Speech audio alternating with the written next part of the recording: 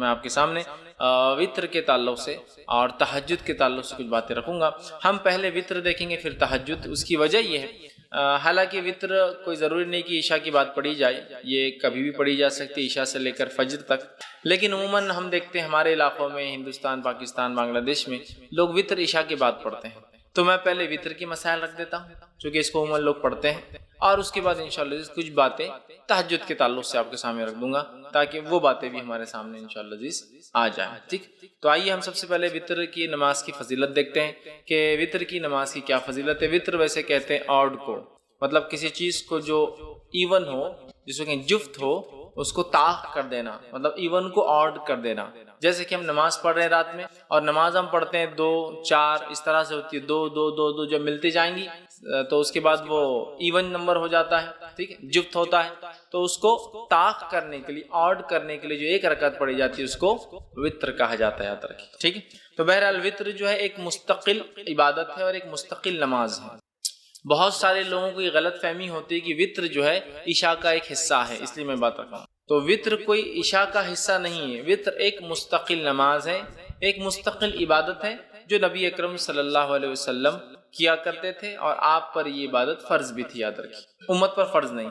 تو آپ یہ عبادت وہ کرتے تھے اور مستقل کرتے تھے، شہر میں ہو، سفر میں ہو، اور ہمیشہ جو ہے آپ اس نماز کو پڑھا کرتے تھے۔ تو وطر ایک مستقل عبادت ہے، اور اس عبادت کو ہمیں چاہیے کہ ہم جو ہے کوشش کریں کہ ہم کریں، اور یہ عشاء کا حصہ نہیں ہے، یاد رکھیے۔ عشاء کے ساتھ بھی پڑھی جا سکتی ہے لیکن پارٹ آف عشاء نہیں۔ جیسا بہت سارے لوگ اگر کوئی وطر پڑھ کے نہیں گیا تو بولتا رہے عشاء پڑھے اور وطر نہیں پڑھے آپ نے تو عشاء بھی قبول نہیں ہوتی، اس لیے کہہ رہا ہوں وطر ایک مستقل الگ عبادت ہے، عشاء کی نماز ایک الگ عبادت ہے، یاد رکھیے۔ لیکن عموماً ہمارے پاس وطر کے بعد، معاف کرنا، عشاء کے فوراً بعد وطر پڑھ لیتے ہیں، ملاتے ہیں، تو ایسا لگتا ہے جیسا کہ یہ اس کا حصہ، جبکہ وہ اس کا حصہ نہیں، یاد رکھیے۔ نبی اکرم صلی اللہ علیہ وسلم نے ارشاد فرمایا، اور یہ جو ہے جامع ترمذی اور جو ہے سنن دارمی کی روایت، آپ نے فرمایا اور کہا، اللہ تعالیٰ نے ایک نماز کے ذریعے تمہاری مدد فرمائی ہے، اور وہ نماز وطر ہے، اسے عشاء اور طلوع فجر کے مابین بیچ میں پڑھا کرو۔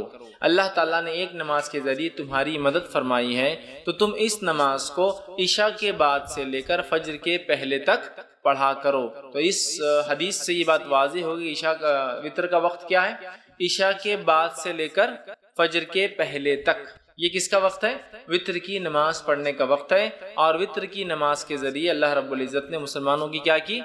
مدد فرمائی ہے، ہیلپ کی ہے، مطلب یہ بہت افضل نماز ہے، ہم کوشش کریں کہ اس نماز کو ہم پڑھا کریں، ٹھیک۔ تو یہ نماز مستقل عبادت ہے، عشاء کے بعد بھی پڑھی جا سکتی ہے لیکن عشاء کا حصہ نہیں ہے، اور عشاء سے لے کر فجر کے شروع ہونے سے پہلے تک اس نماز کو ایک انسان کبھی بھی ادا کر سکتا ہے۔ اسی طرح ابو داؤد کی روایت ہے، یہ اس کی فضیلت، اور اس میں تو پہلی روایت میں ایک فضیلت پتہ چلی اور ایک وقت بھی پتہ چلا۔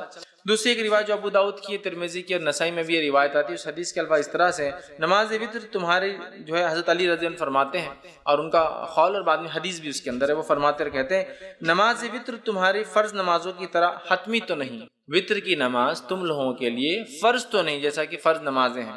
پھر وہ کہتے ہیں، لیکن اللہ کے رسول صلی اللہ علیہ وسلم نے اپنایا اور اس کو عمل کیا، اس کو پڑھا، اور فرمایا، اللہ وطر طاق ہے، اللہ وطر ہے، طاق ہے، آڈ ہے، اور آڈ کو پسند کرتا ہے، واللہ وطر ویحب الوطر، اللہ آڈ ہے اور آڈ کو پسند کرتا ہے۔ اللہ آڈ مطلب اللہ ایک ہے، اور آڈ ڈیجٹس کو پسند کرتا ہے، اس لیے نبی اکرم صلی اللہ علیہ وسلم کا عمل اگر آپ دیکھیں تو آپ اکثر عمل کو آڈ کرتے تھے، 1 3 5، یہاں تک کہ آپ کھانے میں ویسے ہی کرتے تھے، کھجور کھاتے تو 1 کھاتے، 1 سے زائد ہوتی تو 3 کھاتے، 3 سے زائد کھاتے تو 5 کھاتے۔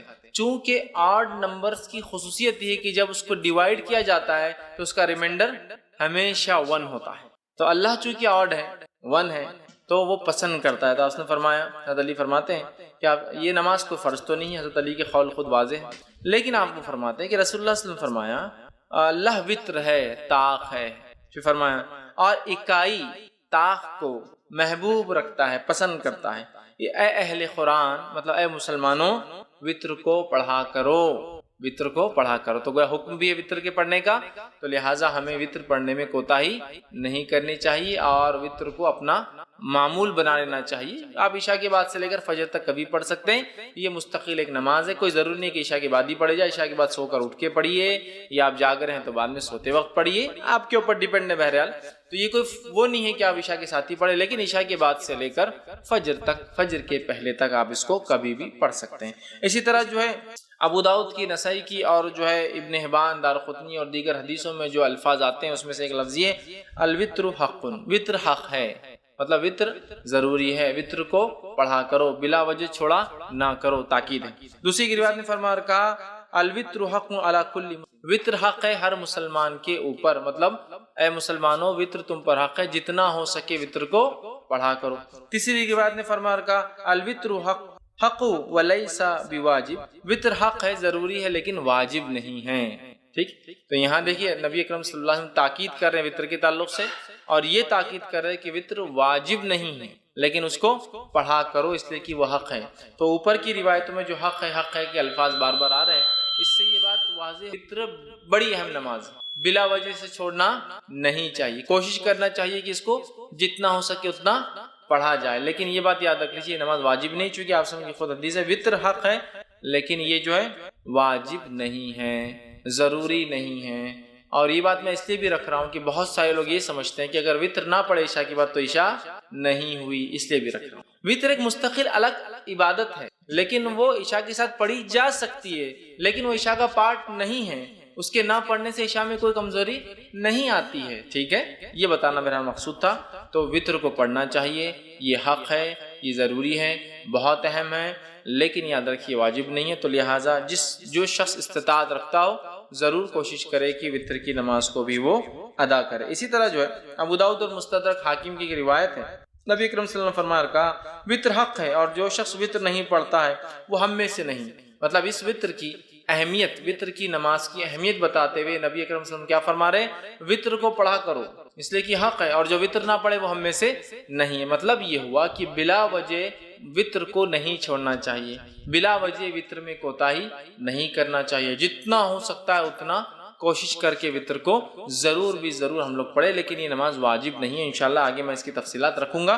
खुद ऊपर की रिवायत में वजाहत बिल्कुल हो गई कि वो हक़ है लेकिन वाजिब नहीं है, लेकिन वो इतनी अहम नमाज है कि जोर देने के लिए, एम्फसाइज करने के लिए नबी करीम सल्लल्लाहु अलैहि वसल्लम फरमाए वो हक़ है बोलकर, जो वित्र ना पढ़े वो हम में से नहीं, मतलब बिला वजह वित्र की नमाज को छोड़ने वाला हम में से नहीं, मतलब वो गलत काम करता है, उसे चाहिए कि वित्र को अदा किया करे अगर ताकत, इस्तिताअत, सहूलत हो तो। इसी तरह जो है नबी अकरम सल्लल्लाहु अलैहि वसल्लम फरमाते, ये तबरानी की दारक़ुतनी की रिवायत, आपने फरमा कहा, मुस्नद अहमद में भी ये रिवायत आती है, और आपने फरमा कहा 3 चीजें मेरे लिए फर्ज है, तुम्हारे लिए ततव्वा का लफ्ज़ यानी सुन्नत है। 3 चीजें मेरे लिए वाजिब है, फर्ज है, मैं इसको करता हूँ, और तुम्हारे लिए ये चीज जो आप फरमाते सुन्नत है। क्या क्या है? कुर्बानी, आपने फरमाया कुर्बानी नबी की फर्ज थी, हमारे लिए सुन्नत है। दूसरा फरमाया नमाज वित्र, नमाज वित्र नबी अकरम सल्लल्लाहु अलैहि वसल्लम के लिए फर्ज थी, हमारे लिए सुन्नत है। और तीसरा फरमाया फजर के पहले की 2 रकातें, फजर की 2 रकात नमाज, ये दूसरों पर आपने फरमाया सुन्नत है, मतलब ततव्वा है, लेकिन मेरे लिए ये चीज़ों को अल्लाह ने वाजिब कर दिया, फ़र्ज कर दिया। तो इससे भी वित्र की अहमियत पता चलती है कि कितनी है। इसी तरह जो है नबी अकरम सल्लल्लाहु अलैहि वसल्लम का जो मामूल था वो ये था, आप वित्र की नमाज को कभी नहीं छोड़ते थे। आपको यहाँ तक के सफ़र में भी वित्र की नमाज पढ़ते हुए देखा गया। मतलब वित्र की नमाज को नबी अकरम सल्लल्लाहु अलैहि वसल्लम ने अपना मामूल बना दिया था। और आप सफ़र में भी, हालांकि सफ़र में क़सर होता है, जमा भी हो सकती है, नमाजें मिलाई भी जा सकती है, 2-2 नमाजें, फजर अपने वक्त पर, ज़ोहर असर एक साथ पढ़ सकते हैं आप, चाहे ज़ोहर के वक्त में चाहे असर के वक्त में, मगरिब ईशा एक साथ पढ़ सकते हैं, चाहे मगरिब के वक्त में चाहे ईशा के वक्त में। तो गोया 3 वक्त में 5 नमाजें होती है, और उसमें भी क़सर का आपको मौका है, मतलब नमाजें हाफ हो जाती है। फजर 2 की 2 रकात होती है फ़र्ज, ज़ोहर की 4 की 2 हो जाती है, असर की 4 की 2 हो जाती है, मगरिब की 3 होती है, और ईशा की 4 की 2 हो जाती है। मतलब फ़र्ज में भी क़सर है, लेकिन नबी अकरम सल्लल्लाहु अलैहि वसल्लम ने उस हालत में भी जो है वित्र को पढ़ा, वित्र को पढ़ा। तो वित्र की नमाज इससे पता चलता है बड़ी अहमियत के हामिल है। अब वित्र की नमाज क्या है, इसका हुक्म क्या है?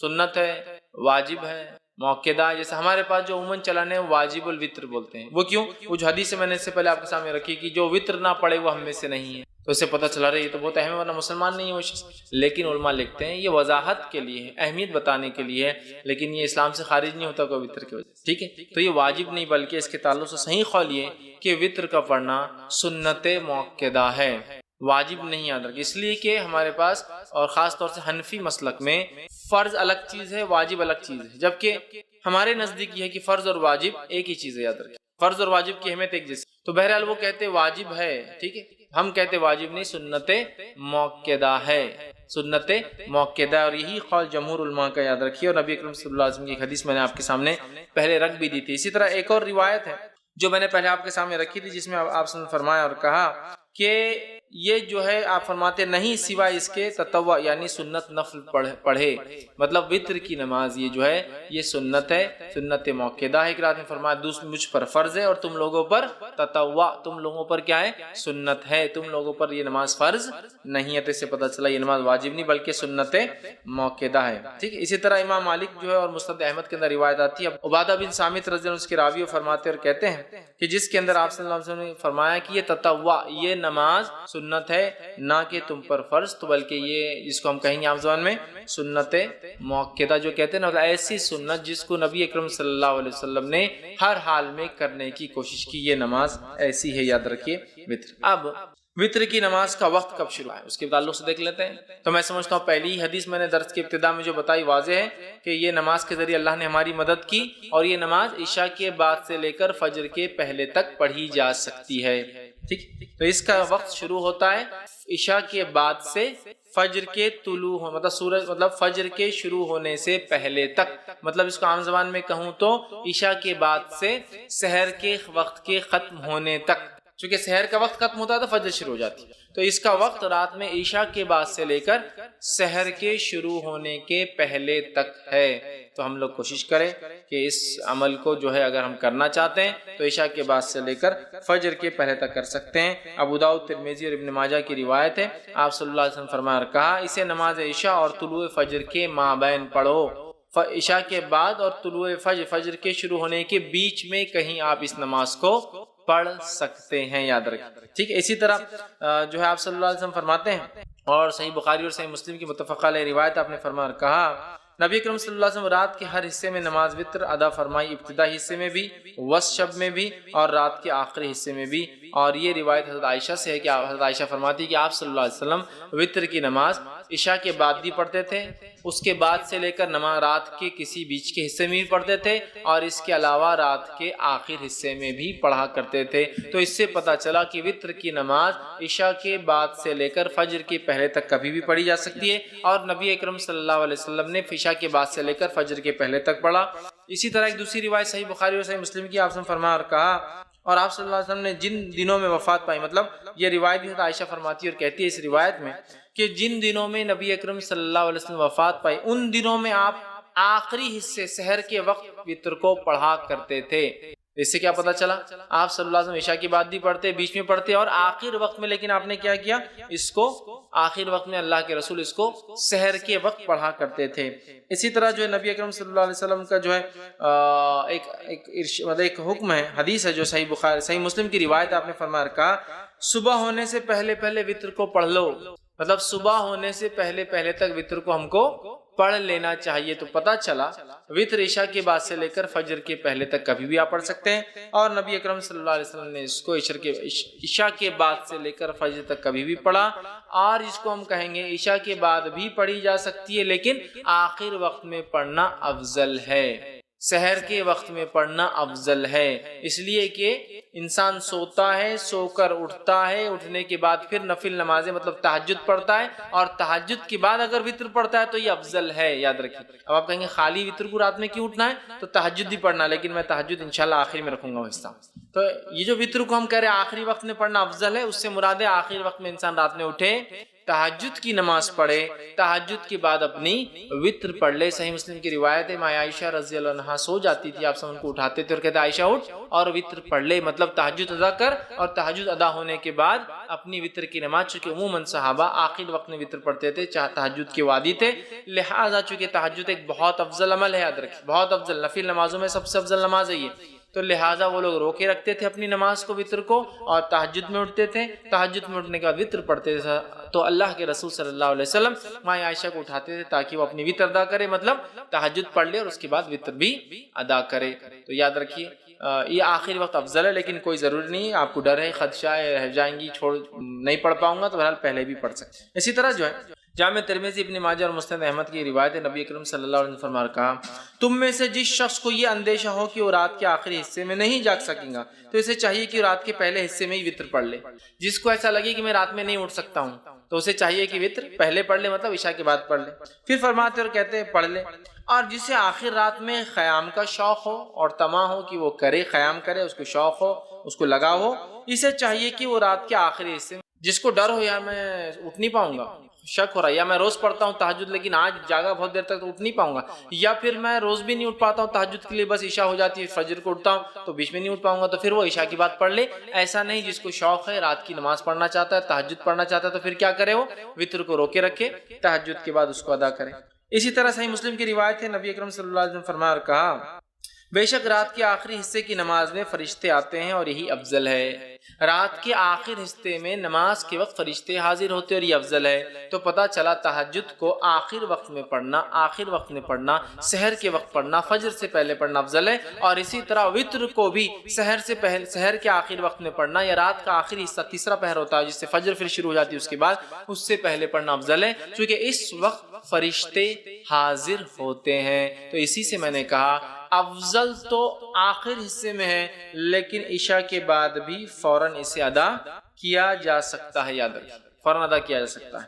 اسی طرح جو ہے صحیح بخاری اور صحیح مسلم کی ایک روایت ہے، ابو ہریرہ رضی اللہ عنہ فرماتے اور کہتے ہیں، میرے خلیل مطلب نبی اکرم صلی اللہ علیہ وسلم، خلیل مطلب بہت جگری گہرا دوست، تو فرماتے ہیں میرے خلیل نبی اکرم صلی اللہ علیہ وسلم مجھے خاص طور پر 3 باتوں کی وصیت فرمائی ہے، 3 باتوں کی مجھے تاکید کی۔ پہلا، میں ہر مہینے کے 3 روزے رکھوں، ایام 20 کے روزے جو کہ 13، 14 اور 15 تاریخ چاند کے حساب سے اس کے روزے رکھوں، یہ آپ نے ان کو تاکید کی تھی، چاند کی جو ہے 13، 14 اور 15 تاریخ کو میں روزے رکھوں۔ اسی طرح آپ نے فرمایا اور کہا صلاۃ الضحیٰ یعنی چاشت کی 2 رکعتیں نماز پڑھوں۔ اسی طرح فرماتے اور کہا یہ کہ سونے سے پہلے میں وطر پڑھ لیا کروں، مطلب سونے سے پہلے پڑھ لیا کروں، مطلب انسان سونے سے پہلے وطر پڑھ سکتا ہے، اور ہم جانتے ہیں وطر نماز رات کی آخری نماز ہوتی ہے اور تہجد کے بعد ہوتی ہے، تو لہٰذا کوئی انسان بغیر جاگے بغیر سوئے بھی تہجد پڑھ سکتا ہے۔ یہ جواب ہے، بہت سے لوگ بولتے ہیں نا تہجد کے لیے سونا ضروری ہے، افضل ہے سو کر اٹھ کر پڑھنا، اس لیے کہ اٹھنا، مشقت کرنا، وضو کرنا، ٹھنڈا اور گرم پانی کا مسئلہ ہوتا ہے رات میں، پھر بھی کرنا یہ افضل ہے، لیکن ضروری نہیں ہے، یاد رکھیں۔ بہت سے لوگ بولتے ہیں تم تو سوئی نہیں تو تہجد کیسے پڑھیں گے؟ آپ نے کیا فرما رہے ابو ہریرہ رضی اللہ عنہ کو کہ سونے سے پہلے وطر پڑھ لینا، مطلب اگر تم سونے کا ڈر ہو کہ صبح نہیں اٹھ پاؤں گے تو وطر پڑھ کر سونا، اور صحابہ ظاہر سی بات ہے تہجد کی بھی عادت ہے، یہ تو کوئی جلدی بھی پڑھ سکتا ہے تہجد، یاد رکھے، یا پھر بغیر سوئے کی بھی رات بھر جاگ لیا کسی کاز کی، کسی وجہ سے، ریزن کی وجہ سے، تو پھر میں تہجد پڑھ کر سو سکتا ہوں، ٹھیک ہے۔ اب ایک انسان نے تہجد کی نیت، مطلب مثال کے طور پر آج اس نے ارادہ کیا کہ میں سو جاتا ہوں، اس لیے کہ تہجد کا ارادہ نہیں، اب اگر رات کے آخری حصے میں نیند جاگ گئی، سمجھ لیجئے رمضان کے مہینے میں عموماً ہم لوگ وطر کا بھی اہتمام تہجد کا بھی کرتے ہیں، اب یہ سوچا کہ رات میں تو وطر پڑھ لی اور سو گیا، اب تہجد میں اٹھا تو وطر تو آخری نماز ہونا چاہیے رات کی، وطر نماز آخری ہونا چاہیے رات کی، تو اب میں کیا کروں؟ کیا میں ڈبل وطر پڑھوں رات میں اٹھ کے؟ مطلب میں نے وطر پڑھا اور سو گیا، بہت سے لوگ سوال کرتے ہیں ہم وطر پڑھ کے سو جاتے ہیں پھر کیا کریں؟ تو وطر پڑھ کر اگر آپ سو گئے ہیں اور رات میں نیند ہوشیار ہو جائے اور تہجد پڑھنا چاہے تو آپ صرف تہجد پڑھیں گے، وطر کو آپ ڈبل نہیں پڑھیں گے، اس لیے کہ ایک رات میں 2 وطر نہیں ہو سکتی ہے۔ اس تعلق سے آپ سن کی حدیث ابو داؤد، جامع ترمذی اور نسائی کی جو ہے سنن نسائی کی روایت ہے، آپ نے فرمایا کہا ایک رات میں 2 وطر نہیں ہوتی۔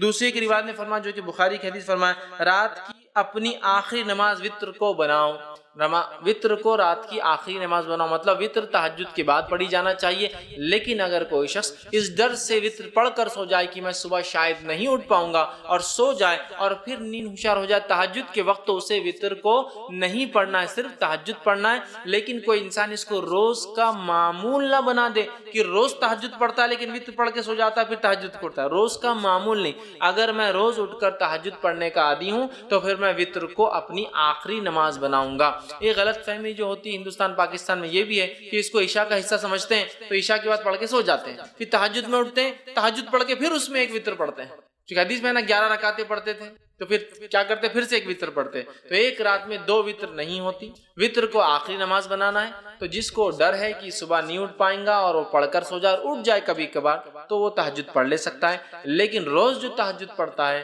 وہ شخص جو اپنے وتر کو روکے رکھیں گا، پھر رات میں اٹھیں گا، تہجد ادا کریں گا، تہجد کی ادا کرنے کے بعد پھر وہ اپنی وتر کی نماز کو ادا کریں گا. اس بات کو ہم یاد رکھیں، چونکہ اسے آخری نماز بنانا چاہیے. اور اگر کوئی سو جائے پڑھ کر اٹھ جائے تو پھر وتر دہرانے کی ضرورت نہیں ہے، صرف وہ تہجد کی نماز پڑھ لے. ایک غلط فہمی یہ بھی ہوتی ہے کہ وتر پڑھ کے سو گئے، نیند ہوشیار ہوئی، تہجد نہیں پڑھ سکتے، بولے وتر آخری تھی نا، اب اکاؤنٹ کلوز ہو گیا تو تہجد بھی نہیں پڑھتے. ویسا نہیں ہے، کبھی کبھار آپ اٹھ جاتے ہیں، موقع ہے تو پڑھ لیجئے. وتر کو آپ کو پھر دہرانے کی لیکن ضرورت نہیں، یاد رکھیں. اب اسی طرح میں روز اٹھتا ہوں، رات میں تہجد پڑھتا ہوں، یا آج میں نے نیت کی کہ میں تہجد میں اٹھ کے وتر پڑھوں گا، تو میں نے وتر کو اٹھا کے بازو رکھ دیا آج رات. اب میں سو گیا، اب جب اٹھا تو فجر کی اذان ہو گئی، مطلب فجر ہو گئی، اب کیا کروں؟ تو کیا میری وتر کی قضا ہوگی؟ چلو تہجد تو چلے گی، چھوڑو، چونکہ تہجد کا مسئلہ نہیں، لیکن وتر تو بڑی اہم نماز تھی. تو یاد رکھیے وتر کی نماز ایک ایسی نماز ہے جس کی قضا نبی اکرم صلی اللہ علیہ وسلم ثابت ہے. چونکہ آپ اتنا پڑھتے تھے، کثرت سے پڑھتے تھے، ہمیشہ پڑھتے تھے، سفر میں پڑھتے تھے، گھر پر پڑھتے تھے، کہ آپ نے اس کی قضا بھی کی. اور اس تعلق سے ایک روایت ہے جو ابو داؤد، مستد احمد اور جو مستدرک حاکم کی حدیث، آپ نے فرمایا جو شخص وتر سے سویا رہ جائے، مطلب ارادہ تھا اٹھ کے پڑھوں گا لیکن سو گیا، روز پڑھتا تھا سو گیا، یا آج نیت کر کے وتر نہیں پڑھی کہ تہجد پڑھوں گا اور میں سو گیا، تو آپ فرماتے ہیں جو شخص وتر سے سویا رہا، سو جائے یا بھول جائے، اب یاد ہی نہیں رہی آج وتر پڑھا نہیں پڑھا، مطلب جاگتا تو رہا لیکن بھول گیا، بھول جائے، تو وہ انہیں صبح کے وقت یا پھر جب یاد آ جائے پڑھ لے. تو پھر وہ شخص اسے صبح کے وقت اور جب یاد آ جائے، حالانکہ وتر کب پڑھنا ہے؟ صبح سے پہلے. فجر سے صبح چالو ہو جاتی ہے، فجر سے پہلے پڑھنا ہے. لیکن جو شخص سویا رہا یا بھول گیا وہ کیا کرے؟ وتر کو صبح پڑھ لے یا جب یاد آ جائے جب پڑھ لے. اس سے پتہ چلا وتر کی نماز کی قضا ہو سکتی ہے، لیکن روز کا معمول نہیں ہو سکتا ہے. جیسا روز فجر چھوڑتی تو اسی قضا کرتے، وتر روز چھوڑ کے نہیں ہو سکتا ہے. لیکن اگر چھوٹ جائے آدمی آج ارادہ کر کے سویا تھا کہ تہجد پڑھوں گا، وتر چھوڑ دیا تھا، تو پھر صبح نیند ہوشیار ہونے کے بعد وتر پڑھ لے. چاہے فجر میں اٹھے وقت ہو تو پڑھ لے، پھر فجر کی نماز پڑھے، یا فجر کا وقت ہے تو پھر فجر پڑھ لے، اور اس کے بعد سورج نکلنے کا اگر نکلنا شروع ہوگا تو انتظار کرے، اور نکلنے کے بعد صبح میں پڑھ لے. تو اس سے پتہ چلا وتر کی نماز کو قضا بھی کیا جا سکتا ہے، لیکن معمول نہ ہو، بلکہ جو ہمیشہ پڑھتا اور چھوٹ جائے تو، ورنہ آپ جو ہمیشہ ہی کریں گے اس کی قضا، ویسا نہیں، یہ فرائض میں سے نہیں، یاد رکھیں. ٹھیک ہے، لیکن میں نے آج نیت کیا کہ وتر پڑھوں گا، مطلب تہجد پڑھوں گا، وتر پڑھوں گا، یا میں روز تہجد پڑھتا ہوں اور وتر پڑھتا ہوں اور آج بھول گیا، تو اس کی قضا ہو سکتی ہے، یاد رکھیں. ٹھیک ہے، اب آئیے وتر کی رکعتیں کتنی ہیں، وتر کی نماز سے کتنی رکعتیں ہوں. تو وتر کی نماز صحیح بخاری اور صحیح مسلم کی روایت ہے، اب سنن نسائی ہے، مستدرک حاکم ہے، بیہقی ہے، اور اتنی ساری حدیثیں آتی ہیں جس کے اندر آپ صلی اللہ علیہ وسلم سے وتر کی نماز 1 رکعت، وتر کی نماز 3 رکعت، وتر کی نماز 5 رکعت، وتر کی نماز 7 رکعت، اور وتر کی نماز 9 رکعت ثابت ہے. اور کچھ روایتوں میں وتر کی نماز 11 رکعت اور 13 رکعت بھی ثابت ہے. لیکن زیادہ مشہور اور معروف چیز جو ہے وہ 1 رکعت، 3 رکعت، 5 رکعت، 7 رکعت اور 9 رکعت معروف ہے. لیکن کچھ علماء نے 11 بھی ثابت کی ہے اور 13 بھی ثابت ہے، لیکن اس میں تھوڑا سا شبہ یہ ہے کہ وہ 11 تہجد کے ساتھ تھی اور 13 تہجد کے ساتھ فجر کی 2 تھی، اس لیے میں وہ نہیں لے رہا ہوں. لیکن 9 رکعت تک تو بالکل ثابت ہے. لیکن ہمارے پاس چلن کس چیز کا ہے؟ کیا چیز مشہور اور معروف ہے؟ ہم لوگوں کے پاس جو ہے 3 رکعت مشہور اور معروف. کوئی ایک پڑھ لے تو بھی وہ خارج ہو جاتا ہے، مطلب دھکے پر لوگ اسلام سے خارج ہو جاتے ہیں، مسلک سے خارج ہو جاتے ہیں، بے دین ہو جاتے ہیں.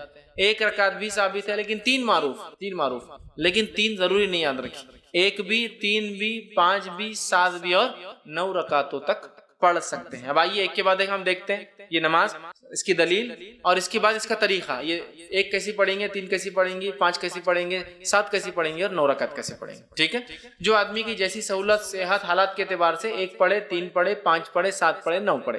ٹھیک ہے، یہ تہجد کی رکعتوں کے علاوہ ہے.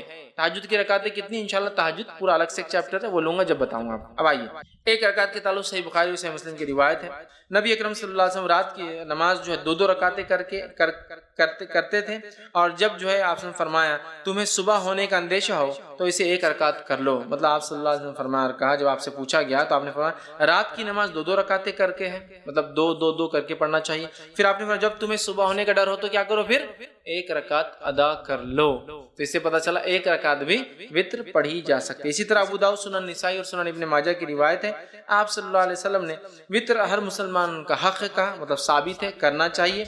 जो शख्स 5 रकातें पढ़ना चाहे वो 5 पढ़ ले, जो शख्स 3 पढ़ना चाहे पसंद कर 3 पढ़ ले, और फिर जो सिर्फ एक ही वित्र पढ़ना चाहे तो वो एक ही पढ़े। इस हदीस में कितने लफ्ज आ गए, 5 पढ़ना चाहे 5 पढ़े, 3 पढ़ना चाहे 3 पढ़े, एक ही पढ़ना चाहे तो एक ही पढ़े। तो 5 के लफ्ज हदीस में आ गए, 3 के लफ्ज हदीस में आ गए और 1 के लफ्ज हदीस में आ गए, तो 1 रकात भी वित्र पढ़ी जा सकती है। इसी तरह बहुत सारे सहाबा का अमल था, जिसमें से एक मारूफ है जैसा कि जो है माविया बिन अबी सुफियान रजी अल्लाह अन्हु, ये जो है 1 रकात ही हमेशा पढ़ा करते थे। ठीक, अब इसी तरह 3 रकात वाली रिवायत हम देख लेते हैं। तो इसी तरह जो है सही बुखारी और सही मुस्लिम की रिवायत है, माँ आयशा रज़ी अल्लाह अन्हा फरमाती और कहती हैं नबी अकरम सल्लल्लाहु अलैहि वसल्लम क़यामुल लैल करते, रात की नमाज पढ़ते और फिर आखिर में 3 रकात अदा करते। ठीक, 3 रकात अदा करते और 3 रकात वित्र पढ़ते क़यामुल लैल के बाद। तो इस रिवायत में आ गए 3 के अल्फाज, तो 3 पढ़ी जा सकती है। इसी तरह सही मुस्लिम की, जामे तिरमिज़ी की और इस सुनन निसाई की रिवायत आपने फरमाया, आयशा फरमाती है क़यामुल लैल करते फिर आपने 3 वित्र पढ़ते थे, मतलब आप पहले क़यामुल लैल करते उसके बाद 3 वित्र पढ़ते थे, तो यहाँ 3 के लफ्ज आ गए।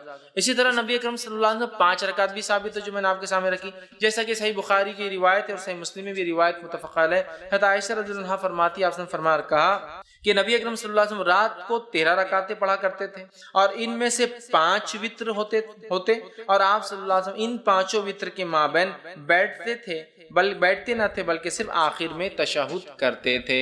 ठीक, तो इससे पता चला कि जब कोई इंसान वित्र पढ़े और 1 रकात पढ़ता है तो जाहिर सी 1 रकात के बाद वो कायदा करेगा, 3 रकात पढ़ता है तो तीसरी रकात में कायदा करेंगे, सिर्फ वित्र में सिर्फ तीसरी रकात में कायदा करेंगे। और इस हदीस में आ रहा है 5 पढ़ते और सिर्फ 5वीं रकात में कायदा करते, 1 पढ़े तो 1 में कायदा होगा, 3 पढ़े तो आखिरी रकात में तीसरी में कायदा, और 5 पढ़े तो कब करना कायदा आपको, 4 रकात आप कंटिन्यूस पढ़ेंगे बगैर कायदे के। 2 हो गई, खड़े हो जाएंगे, तीसरी हो गई, चौथी हो गई, खड़े हो जाएंगे, 5वीं के बाद आप कायदा करके सलाम करें। तो 5 रकात में सिर्फ आखिरी में कायदा करते। तो इस हदीस के अंदर अल्फाज क्या कि आप 5 पढ़ते और 5 में माबैन बैठते नहीं, मतलब सलाम नहीं पढ़ते, बल्कि मतलब कायदा भी नहीं करते, सलाम भी नहीं पढ़ते, सीधा खड़े हो जाते और 5वीं में तशहुद के लिए आखिर में बैठते।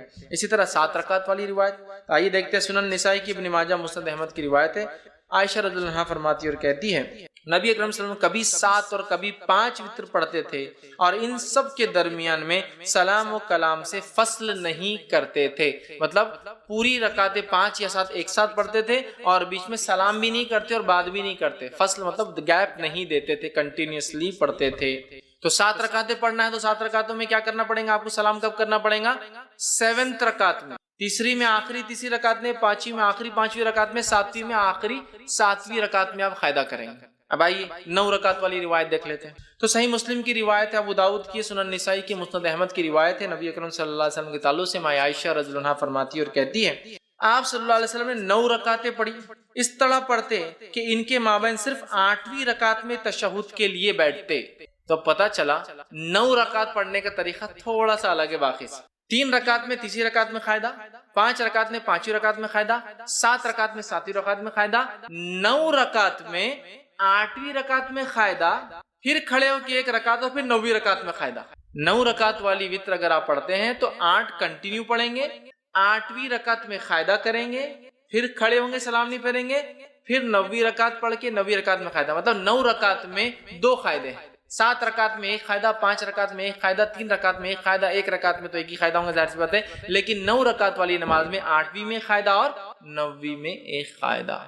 तो आप ये नमाज को 9 रकात तक पढ़ सकते थे। मैं इसके आगे और भी रिवायतें नहीं रखूंगा आपके सामने 11 और 13 की, थोड़ा सा उसमें कंफ्यूज भी होता है, लेकिन 9 रकात तक बिल्कुल उलमा के बगैर किसी इख्तिलाफ के इतनी बातें साबित है। याद, लेकिन इससे जायद भी को पढ़ता है तो हम उसको बुरा नहीं करें, क्योंकि उसमें इख्तिलाफ है और बहुत सारे आसार मिलते हैं कि ऐसा सहाबा ने किया। ठीक है, तो 9 रकात का तरीका मैंने आपको 9 रकात तक हमने देखा। अब وطر کی جو ہے ادائیگی کا طریقہ کیا ہوگا، اس کو کیسے ادا کیا جائے گا. ٹھیک، تو وطر کو ادا کرنے کا طریقہ یہ ہے کہ آپ رات میں اٹھیں گے اور تہجد پڑھیں گے. چونکہ یہ نماز وطر کی بات ہو رہی ہے، رات کی نماز کی بات ہو رہی ہے. ٹھیک، اور وطر کی نماز جو ہے قیام اللیل کی بعد آپ سے پڑھتے ہیں، تہجد کی بات پر. تو آپ رات میں اٹھنے کے بعد 2، 4، 6 یا 8 رکعتیں آپ نماز پڑھیں گے، 2 کر کے 2 یا 4 یا 6 یا 8 رکعت نماز پڑھیں گے. ان نمازوں کے بعد 1 یا 3 یا 5 یا 7 یا 9 رکعت وطر پڑھیں گے. ہوگی بات ختم. یہ طریقہ ہے. پہلے آپ تہجد کے لیے اٹھیں گے، تہجد کی نماز پڑھیں گے جو کہ 2 یا 4 یا 6 یا 8 رکعت زیادہ سے زیادہ. یہ پڑھنے کے بعد آپ 1 رکعت یا 3 رکعت یا 5 رکعت یا 7 یا 9 رکعت وطر پڑھیں گے. یہ اس کا پڑھنے کا طریقہ ہے. یاد رکھیے، طریقہ یاد رکھیے، اور یہی یاد رکھیے، درست چیزیں یاد رکھیے کہ ہم جو ہے اس طرح سے اس نماز کو ادا کریں تہجد کے بعد. اب جو سب سے مشہور طریقہ ہے وطر کا وہ 3 رکعتیں ہیں، جو ہمارے پاس بھی چلتا ہے، تو اس کو تھوڑا سا اور ڈیٹیل میں جاتے ہیں. سب سے مشہور طریقہ جو وطر کا ہے وہ 3 والا ہے. وہ کیوں؟ حضرت عائشہ کی وہ روایت یاد کیجئے موطا امام مالک کی کہ نبی اکرم صلی اللہ علیہ وسلم رمضان یا غیر رمضان 11 رکعتوں سے زیادہ نہیں پڑھتے تھے. تو 11 رکعت میں 8 رکعت تہجد کی اور 3 رکعت وطر کی ہے. تو 3 پڑھنا سب سے مشہور طریقہ ہے. اب یہ 3 پڑھنے کا طریقہ کیا ہے؟ اس طریقے سے اس 3 رکعت کو پڑھنے کے 2 طریقے ہیں. میں سمجھو آپ زیادہ کنفیوز نہیں ہو رہے ہیں، ہر چیز کلیئر کرتے ہوئے جا رہے ہیں. 3 رکعتوں کو پڑھنے کے 2 طریقے. 2 طریقے کیا ہیں؟ 2 سلام سے 3 رکعت یا 1 سلام سے 3 رکعت. تھوڑا اس کو اور وضاحت کرتا ہوں. 2 سلام اور 2 قاعدے سے 3 رکعت یا 1 سلام اور 1 قاعدے سے 3 رکعت. طریقہ بتاتا ہوں. پہلا طریقہ، آپ نماز وطر کے لیے کھڑے ہوئے، آپ نے تکبیر کہی، ہاتھ باندھ لیا. اب آپ نماز پڑھتے ہیں 2 رکعت. 2 رکعت نماز ختم ہونے کے بعد قاعدہ کرتے ہیں. قاعدے کے بعد آپ السلام علیکم ورحمۃ اللہ، السلام علیکم ورحمۃ اللہ کرتے ہیں. کتنی رکعت ہوئی؟ 2. پھر 2 کے بعد آپ کھڑے ہوتے 1 رکعت کی نیت سے. پھر آپ رکعت باندھتے ہیں، 1 رکعت پڑھ کے قاعدہ کرتے السلام علیکم ورحمۃ اللہ، السلام علیکم ورحمۃ اللہ. 3 رکعت وطر، 2 سلام اور 2 قاعدے سے. 2 سلام ہے، 2 کے بعد سلام پھیر دیا، مطلب قاعدہ بھی ایک زیادہ ہوا، یہ بھی ہوا. اس کے بعد 1 رکعت پڑھی، 1 قاعدہ کیا اور سلام. 2 سلام 2 قاعدے. دوسرا طریقہ 1 سلام اور 1 قاعدے سے. پہلا طریقہ سمجھ میں آ گیا، 2 رکعت پڑھی، سلام پھیر دیا، پھر کھڑے ہوئے 1 رکعت پڑھی، سلام پڑھی، تو قاعدے بھی 2 ہوئے، سلام 2 ہوئے. اب 1 سلام سے اور 1 قاعدے والا طریقہ، آپ نے رکعت باندھی وطر کی، 3 رکعت کی نیت سے آپ کھڑے ہوئے، اللہ اکبر کے ہاتھ باندھا، کنٹینیوسلی 3 رکعت پڑھیں گے. اب 1 ختم ہوئی، دوسری پڑھا آپ نے، دوسری ختم ہوئی، بیٹھیں گے نہیں، اب قاعدے میں کھڑے ہو جائیں گے، تیسری آپ پڑھیں گے. تیسری رکعت کے پڑھنے کے بعد آپ قاعدہ کریں گے اور پھر السلام علیکم ورحمۃ اللہ وسلم. 1 قاعدہ اور 1 سلام سے 3 رکعت اور 2 قاعدے 2 سلام سے 3. سمجھ میں آ گئی بات؟ کلیئر ہے؟ بہت زیادہ کنفیوژن نہیں. سعودی عرب میں سب سے زیادہ معروف طریقہ وہ پہلا والا ہے. 2 رکعت پڑھتے ہیں، سلام پھیر دیتے ہیں، پھر 1 رکعت پڑھتے ہیں. ہندوستان کے اندر 3 پڑھتے ہیں، لیکن تھوڑا سا مسئلہ ہوتا ہے. ہم 3 رکعت 1 قاعدے اور 1 سلام سے نہیں پڑھتے، 3 رکعت 2 قاعدے 2 سلام، بالکل مغرب کی نماز کے جیسے. آپ کو بولے مغرب کیسا ہے، وطر کو نہیں پڑھنا ہے، تو پھر ایک نیا لاتے ہیں. ہم الگ کر رہے ہیں نا، بیچ میں ہاتھ اٹھاتے ہیں نا، تیسری رکعت میں اللہ اکبر بول کے پھر ہاتھ باندھتے. حالانکہ ہر طرف تو رفع دین منسوخ ہو گیا بولتے ہیں یہاں، لیکن ثابت کرتے ہیں. باقی جگہ رفع دین کے بولتے منسوخ ہو گیا غلط ہے، اور یہاں بولتے یہاں ہے، پھر کیسا منسوخ ہوا؟ یہاں تو ہے باقی. تو بہرحال الگ کرنے سے مراد، مغرب سے وطر کو الگ کرنے سے مراد یہ نہیں کہ منمانے طریقے سے الگ کرو. جو بتایا گیا وہ یہ ہے کہ قاعدہ 1 کرو اور 1 سلام، یا پھر 2 قاعدے، مطلب پھر 2 رکعت پڑھ کے سلام پھیر دو، پھر 1 رکعت پڑھو، یہ معنی ہے اس کا. لیکن ہمارے پاس علم کم اور تعصب زیادہ ہوتا ہے. تعصب مطلب کیا؟ ارے فیض میں ایسا بولتی ہے، ان کا مسلک تو الگ ہی دکھ رہا، کچھ اپنے سے ہٹ کے طریقہ بتا رہے. میرے بھائی یہ علم ہے، دس از نالج. علم کو ہم کو حاصل کرنا ہے. بہت ساری بات ہم کو نالج نہیں ہوتا کسی چیز کا، تو اس کا مطلب یہ نہیں کہ ہمارا مسئلہ الگ ہے ہم بھٹک گئے، بلکہ ہماری کمزوری تھی، ہماری جہالت تھی کہ ہم نے علم حاصل نہیں کیا. ٹھیک ہے، تو لہٰذا 3 رکعت کے دونوں طریقے میں نے آپ کو بتا دیے اور دونوں سنت سے ثابت ہے. لیکن تیسری رکعت میں کھڑے ہو کر سورہ فاتحہ اور وغیرہ پڑھ کر پھر اللہ اکبر ہاتھ اٹھا کے پھر سے باندھنا، یہ سنت سے ثابت نہیں ہے. اس تعلق سے آپ سب سے کچھ بھی ثابت نہیں، نہ صحیح نہ ضعیف.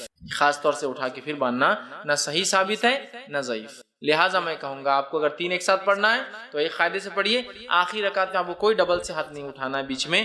اب پھر وہ دعائے قنوت کیسے کرنا، پھر فرق کیسے کرنا، دعائے قنوت کی طرف میں جا رہا ہوں. پہلے میں طریقے بتانا چاہ رہا تھا. تو ہو گیا 3 وتر کا طریقہ، 2 طریقے 3 وتر کے، یہ میں سمجھتا ہوں واضح ہو گئی. اور نبی اکرم صلی اللہ علیہ وسلم سے بہت ساری حدیثوں میں بات سب، جیسے صحیح مسلم کی اور صحیح بخاری کی روایت متفق علیہ. عبداللہ بن عمر رضی اللہ عنہما فرماتے آپ رات کی نماز کو 2 رکعتیں کر کے پڑھتے تھے اور آخر میں 1 رکعت وتر پڑھتے تھے. 2 दो दो दो दो दो दो, मतलब 5 सलाम हो गए, उसके बाद आप खड़े होते और एक पढ़ते हैं, टोटल हुई 11 रकात। ठीक है, तो ये तरीका है और एक साथ पढ़ने का भी आपसे मिलता है। इसी तरह रकाते वित्र में क्या खिरत कर सकते हैं, तो रकाते वित्र में सूरह फातिहा के बाद आप कुछ भी खिरत कर सकते हैं। और वित्र की रकात की खुसूसियत ये है कि इसमें तीसरी रकात में भी आपको ज़मी सूरा मिलाना है। दूसरी नमाज में आप सिर्फ पहली 2 रकातों में करते हैं ना, नफिल छोड़कर, जैसा फराइज वगैरह, इसमें आपको जैसा आप नफिल नमाज पढ़ते हैं, हर रकात में आपको सूरह फातिहा के बाद ज़मी सूरा हर रकात में मिलाना है, 3 हो 5 हो 7 हो, हर रकात में सूरह फातिहा व ज़मी सूरा मिलाना है, याद रखिए। तो आप जो आपको सहूलत हो सूरह फातिहा के बाद आप वो ज़मी सूरा मिलाएं। लेकिन अगर कोई खास सुन्नत नबी अकरम सल्लल्लाहु अलैहि वसल्लम क्या पढ़ते थे, तो अगर खास सुन्नत जानना है तो अबू दाऊद, नसाई और इब्न माजा की रिवायत है, नबी अकरम सल्लल्लाहु अलैहि वसल्लम, जिसमें हज़रत आयशा फरमाती, नबी अकरम सल्लल्लाहु अलैहि वसल्लम तहज्जुद जब पढ़ते उसके बाद वित्र पढ़ते तो सूरह फातिहा के बाद पहली रकात में सब्बिह इस्म रब्बिकल आला सूरह आला तिलावत करते, दूसरी रकात में कुल या अय्युहल काफिरून तिलावत करते, और तीसरी रकात में कुल हुवल्लाहु अहद तिलावत करते। तो अगर खास सुन्नत आपको फॉलो करना है तो सब्बिह इस्म रब्बिकल आला, ठीक, सूरह जो आला, उसके बाद सूरह काफिरून, उसके बाद सूरह इखलास। ठीक, एक रिवायत में ये भी मिलता है कि नबी अकरम सल्लल्लाहु अलैहि वसल्लम आखिरी रकात में सूरह इखलास, सूरह फलक और सूरह नास तीनों मिलाकर पढ़ते हैं। तो आप चाहे तो ये भी कहें सूरह फलक, सूरह इखलास, कुल हुवल्लाहु अहद, कुल अऊज़ु बिरब्बिन फलक, कुल अऊज़ु बिरब्बिन नास, तीनों आप पढ़ते थे, ये रिवायत भी मिलती है। लेकिन अगर आपको ये सब याद भी नहीं तो आपको जो पढ़ना है पढ़िए, इस्लाम आपको रोकता नहीं। पहली रकात में सूरह इखलास पढ़ लीजिए, दूसरी रकात में सूरह फलक पढ़िए, तीसरी रकात सूरह नास, को मसला नहीं, क्योंकि आपको ये अगर 3 याद है। लेकिन जिसको याद हो और चाहता है कि सुन्नत की इत्तिबा करे तो ये अच्छा है कि वो सूरह आला, सूरह काफिरून, सूरह इखलास। लेकिन यहाँ एक चीज वाज़ेह कर दूं, इसके अलावा भी इमाम पढ़े तो उसमें कोई हर्ज और गलती नहीं, वरना बहुत से लोग आते हैं, तुम्हारा मनहज गलत दिख रहा थोड़ा, इसमें क्या है, पढ़ सकता है आदमी।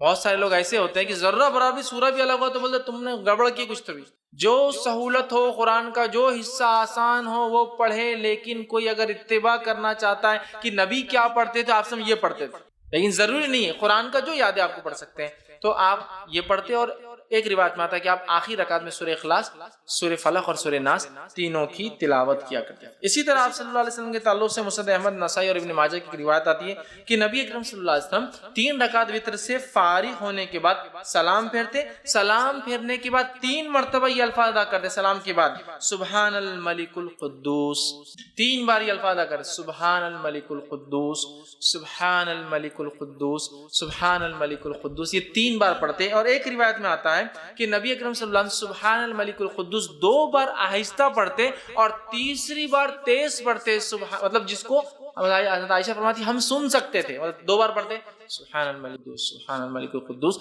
सुबहानल मलिकुल कुद्दूस 3 बार। और उसमें भी आता है कि रिवायत में जब आप आखिरी बार तेज पढ़ते तो यूं पढ़ते कि अल कुद्दूस को लंबा खींचते, सुबहानल मलिकुल कुद्दूस लंबा खींचते। तो ये भी तरीका है, वित्र पढ़ लिया आपने, उसके बाद आप सुबहानल molecule Quddus, सुबहानल molecule Quddus, सुबहानल molecule Quddus लंबा खींचते, ये पढ़ सकते। इसी तरह एक रिवायत और आती दारक़ुतनी की, उसमें इजाफी अल्फाज ये कि नबी अकरम सल्लल्लाहु अलैहि वसल्लम सुबहानल मलिकुल कुद्दूस कहने के बाद ये भी कहते हैं रब्बुल मलाइकति वर्रूह। सुबहानल मलिकुल कुद्दूस का माना होता है पाक है वो बादशाह साहिब कुद्दूस, ठीक। इसी तरह रब्बुल मलाइकति वर्रूह जो रब है फरिश्तों का और जिब्राइल का, ये भी आप इजाफा किया करते थे। तो अगर आपको ये भी पढ़ना है तो हमारे पास ये उम्मन हर 4-4 रकात तरावी के बाद पढ़ते हैं और बहुत लंबा लंबा पढ़ते हैं, उसमें और भी इजाफा है, ठीक है। लेकिन ये तो वितर के बाद साबित है, 3 बार सुबहान मलिकुल कुद्दूस, 2 आहिस्ता 1 तेज और आखिर का खींचते हुए जरा लंबा करते हुए, ठीक है। उसके बाद रब्बुल मलाइकति वर्रूह, ये भी आप उसके साथ इजाफा कर सकते हैं। अब दुआए खुनूत पे आ जाते हैं। दुआए खुनूत उसकी हैसियत क्या है, पढ़ना और नहीं पढ़ने का क्या मामला है और कब पढ़ा जाए। दुआए खुनूत ये वित्र की नमाज का में पढ़ना जरूरी नहीं है, ये पहले क्लियर कर दो। बहुत से लोग वित्र नहीं पढ़ते कि दुआए खुनूत याद नहीं है, तो क्लियर कर देता हूँ। दुआए खुनूत का वित्र में पढ़ना जरूरी नहीं है, ये एक सहूलत है, अल्लाह ने मदद की इस नमाज से, इस सहूलत का फायदा उठाए जो उठाना चाहता है, लेकिन कंपलसरी नहीं है। दोनों बातें समझ में आ रही है। मैं ट्रैवल कर रहा हूँ, मुझे परमिशन है कि मैं 10-20 किलो सामान ले जा सकता हूँ, लेकिन मैं नहीं ले जा रहा हूँ, सहूलत तो है, मैं नहीं उठा रहा हूँ फायदा, लेकिन सहूलत है, जरूर नहीं। क्यों मैं कह रहा हूँ, मैं ये नहीं कह रहा हूँ मत पढ़ो, मैं ये कह रहा हूँ बहुत सारे लोग ये दुआ याद नहीं बोल के नमाज ही नहीं पढ़ते, तो नमाज मत छोड़ो, ये तो मुस्तकिल इबादत है। दुआ उसका एक पार्ट है, लेकिन कंपलसरी पार्ट नहीं। अटैच हो जाए तो भी चलेगा, डिटैच नहीं भी अटैच होगा, निकाल भी दिया जाए तो भी चलता है।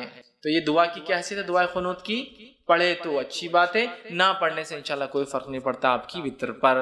نماز پر. ٹھیک ہے, تو اسے پڑھنے کی دعائے قنوت کے دو طریقے ہیں, دونوں طریقے بہرحال جو انسان چاہے اس پہ عمل کر سکے. دعائے قنوت رکوع سے پہلے اور دعائے قنوت رکوع کے بعد. پہلے تو کلیئر کر دیا میں, دعائے قنوت پڑھنا کمپلسری نہیں لیکن پڑھ سکتا. دعائے قنوت رکوع سے پہلے اور دعائے قنوت رکوع کے بعد. اس کا طریقہ کیا ہے؟ آپ نے رکعت باندھی, سورہ فاتحہ ضمی سورہ ملایا.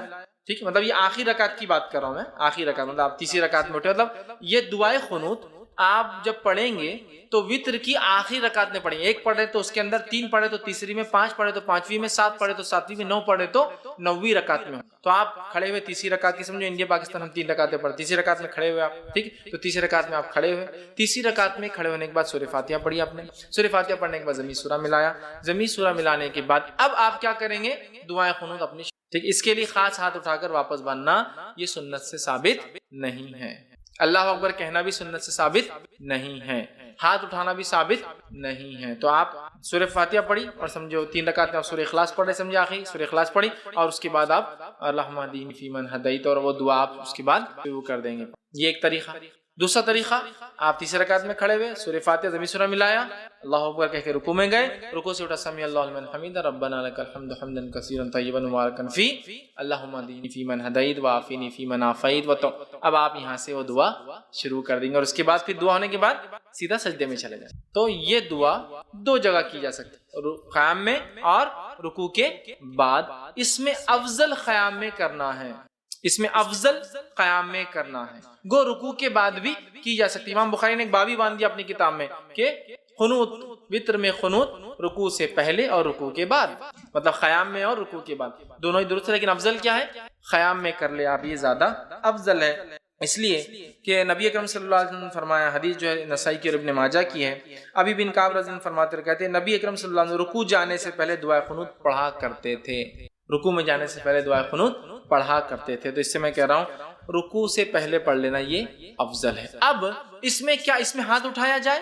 تو ہاں, آپ اس میں چاہے تو ہاتھ باندھ کر بھی کر سکتے ہیں قنوت, اور ہاتھ اٹھا کر, چونکہ دعا میں ہاتھ اٹھانا یہ سنت یا ادب ہے, تو آپ ہاتھ اٹھا کے بھی کر سکتے ہیں. لیکن ہاتھ اٹھانے کے بعد چہرے پر ہاتھ پھیر کر پھر رکوع میں جانا یہ درست نہیں ہے, اس لیے کہ کسی بھی دعا کے بعد چہرے پر ہاتھ پھیرنے والی روایت ابو داؤد کی ضعیف ہے. تو آپ کو عام دعا میں بھی بہت سے لوگ دعا پڑھ کے ہاتھ پھیرتے ہیں, نہیں, درست ثابت نہیں ہے سنت سے. دعا پڑھی, دعا ہو, بہت سے لوگ ہاتھ پھیرتے ہیں. تو اسی طرح دعا میں چونکہ ہاتھ اٹھائے جا سکتے, تو ابو داؤد کی روایت کے مطلب آپ رات میں بھی ہاتھ اٹھا سکتے ہیں وتر کے اندر. دعا جب کر رہے ہیں آپ سمجھ لیجیے آپ نے قیام کیا, سورہ فاتحہ اور سورہ اخلاص پڑھ لی, اس کے بعد اللہم اہدنی فیمن ہدیت وہ پڑھ لیا, اور پھر سیدھا رکوع میں آپ چلے. ہاتھ پھیرنے والی روایت ضعیف ہے. عام حالت میں مت پھیری اور نماز میں بھی مت پھیری ہاتھ کو. ٹھیک ہے, آپ نے ہاتھ چھوڑ دیا, آپ رکوع میں چلے گئے. تو یہ تھے قنوت پہلے اور قنوت بعد میں, دونوں بھی ہو سکتا ہے. افضل پہلے ہے لیکن بعد میں بھی پڑھا جا سکتا ہے. اسی طرح جو ہے قنوت کے اندر جو ہے کون سی دعائیں پڑھی جائے, دعائیں قنوت میں جو ہے مطلب اس میں کون سی دعائیں پڑھی جائے, تو یاد رکھیے عموماً جو ہمارے پاس جو دعا چلتی ہے وہ قنوت کے لیے, وہ دعا اس طرح سے ہم لوگ پڑھتے ہیں, اللہم انا نستعینک ونستغفرک, وہ دعا ایک کامن ہے. لیکن جو سنت سے جو زیادہ قریب اور جو ثابت دعا ہے وہ یہ والی دعا ہے جو پڑھنی چاہیے, وہ اللہم اہدنی فیمن ہدیت وعافنی فیمن عافیت. انشاءاللہ عزیز جو لوگ نیٹ پر اس کو دیکھیں گے, دعا آپ کے ویڈیو کے اندر جو ہے بیک گراؤنڈ میں آ جائیں گی, آپ اس پہ سے دیکھ کر یاد کر سکتے ہیں. ٹھیک, تو یہ دعا زیادہ بہتر ہے. اور وہ اللہم انا نستعینک وہ جو دعا ہے اس کے تعلق سے ایک روایت آتی ہے کہ اللہ کے رسول وہ فجر کی قنوت میں پڑھا کرتے تھے. وہ دعا وتر کی قنوت میں نہیں, وتر کی دعا نہیں تھی, وہ فجر میں کرتے تھے. جب قنوت نازلہ آپ کبھی فجر میں پڑھتے تو یہ پڑھتے, اور جب وتر میں پڑھتے تو یہ پڑھتے, اس لیے کہ حضرت حسن کو اللہ کے رسول صلی اللہ علیہ وسلم نے یہ قنوت خود سکھایا تھا, اللہم اہدنی فیمن ہدیت والا. سمجھ, اب بہت سے لوگوں کو یہ یاد ہوتا ہے اللہم اہدنا فیمن ہدیت, وہ جمع کا صیغہ ہے, لیکن اصل حدیث میں الفاظ دینی کے ہیں, اللہ میرے لیے ہدایت اور میرے لیے. لیکن جب وہ اجتماعی میں عالم کرتا ہے تو دینا کر دیتا ہے, اللہ ہمارے لیے. ٹھیک, لیکن اصل کے حدیث کے الفاظ تو دینی والا ہی ہے, پورا سنگولر ہی ہے وہ دعا, پلورل میں نہیں ہے وہ دعا جو سکھائی گئی. ٹھیک ہے, تو یہ دعا جو ہے زیادہ بہتر یہ ہے انشاءاللہ. اور بہت سارے علماء نے یہ بھی کہا کہ اللہم اہدنی فیمن ہدیت بھی کوئی چاہے تو پڑھ لے, اللہم انا نستعینک یہ دعا بھی چاہے تو پڑھ لے, دونوں ملا کے پڑھ لے, کوئی مسئلہ نہیں. سمجھ رہے بات کو, یہ بھی پڑھ لے یہ بھی پڑھ لے, دونوں میں کوئی مسئلہ نہیں. لیکن زیادہ جو بات پتہ چلتی ہے محدثین کے اقوال سے وہ یہ ہے کہ آپ سب وتر میں یہ پڑھتے تھے, اور فجر کے قنوت نازلہ میں یہ والی اللہم انا نستعینک ونستغفرک, یہ دعا جو ہے فجر کے قنوت لیکن اگر کوئی پڑھنا چاہے تو دونوں بھی ملا کر پڑھ سکتا ہے. ٹھیک ہے, تو میں سمجھتا ہوں دعا کی بھی وضاحت ہوگی.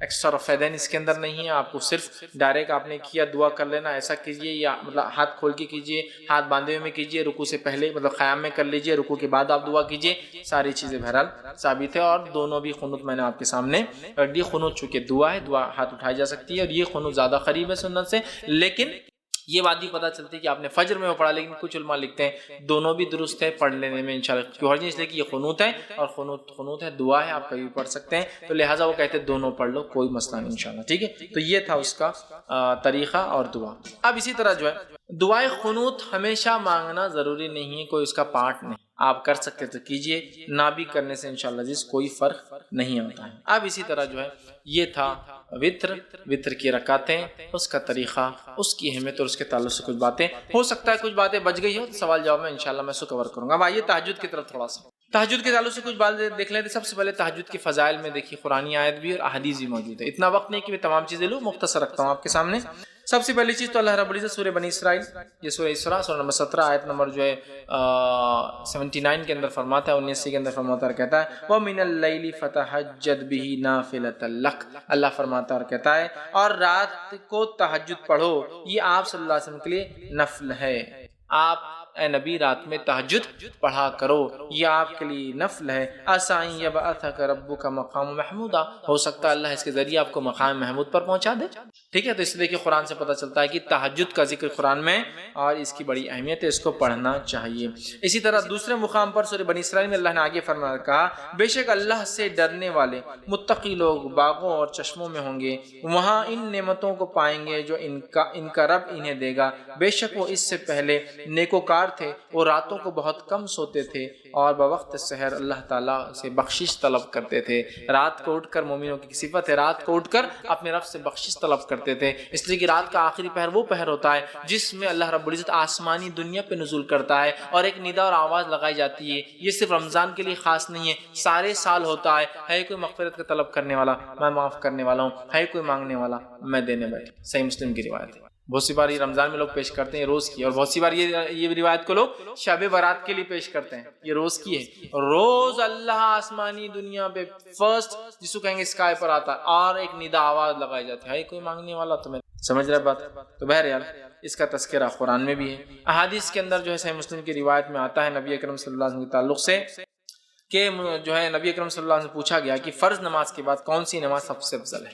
نبی کریم صلی اللہ علیہ وسلم کسی نے سوال کیا فرض نماز کے علاوہ سب سے افضل نماز کون سی ہے. اس کا مطلب دوسرے الفاظ میں نفل عبادتوں میں سب سے افضل عبادت کون سی ہے. فرض نماز کے بعد سب سے افضل عبادت مطلب کیا ہوا, نفل نمازوں میں سب سے افضل نماز. تو آپ نے فرمایا اور کہا آدھی رات کے بعد نماز یعنی تہجد, آدھی رات کے بعد پڑھی جانے والی نماز کا پڑھنا یہ سب سے افضل عبادت ہے فرض نمازوں کے بعد. تو اگر فرض کے علاوہ کوئی انسان کچھ کرنا چاہتا ہے سب سے افضل کام, تو وہ کیا کرے, تہجد کا اہتمام کرے.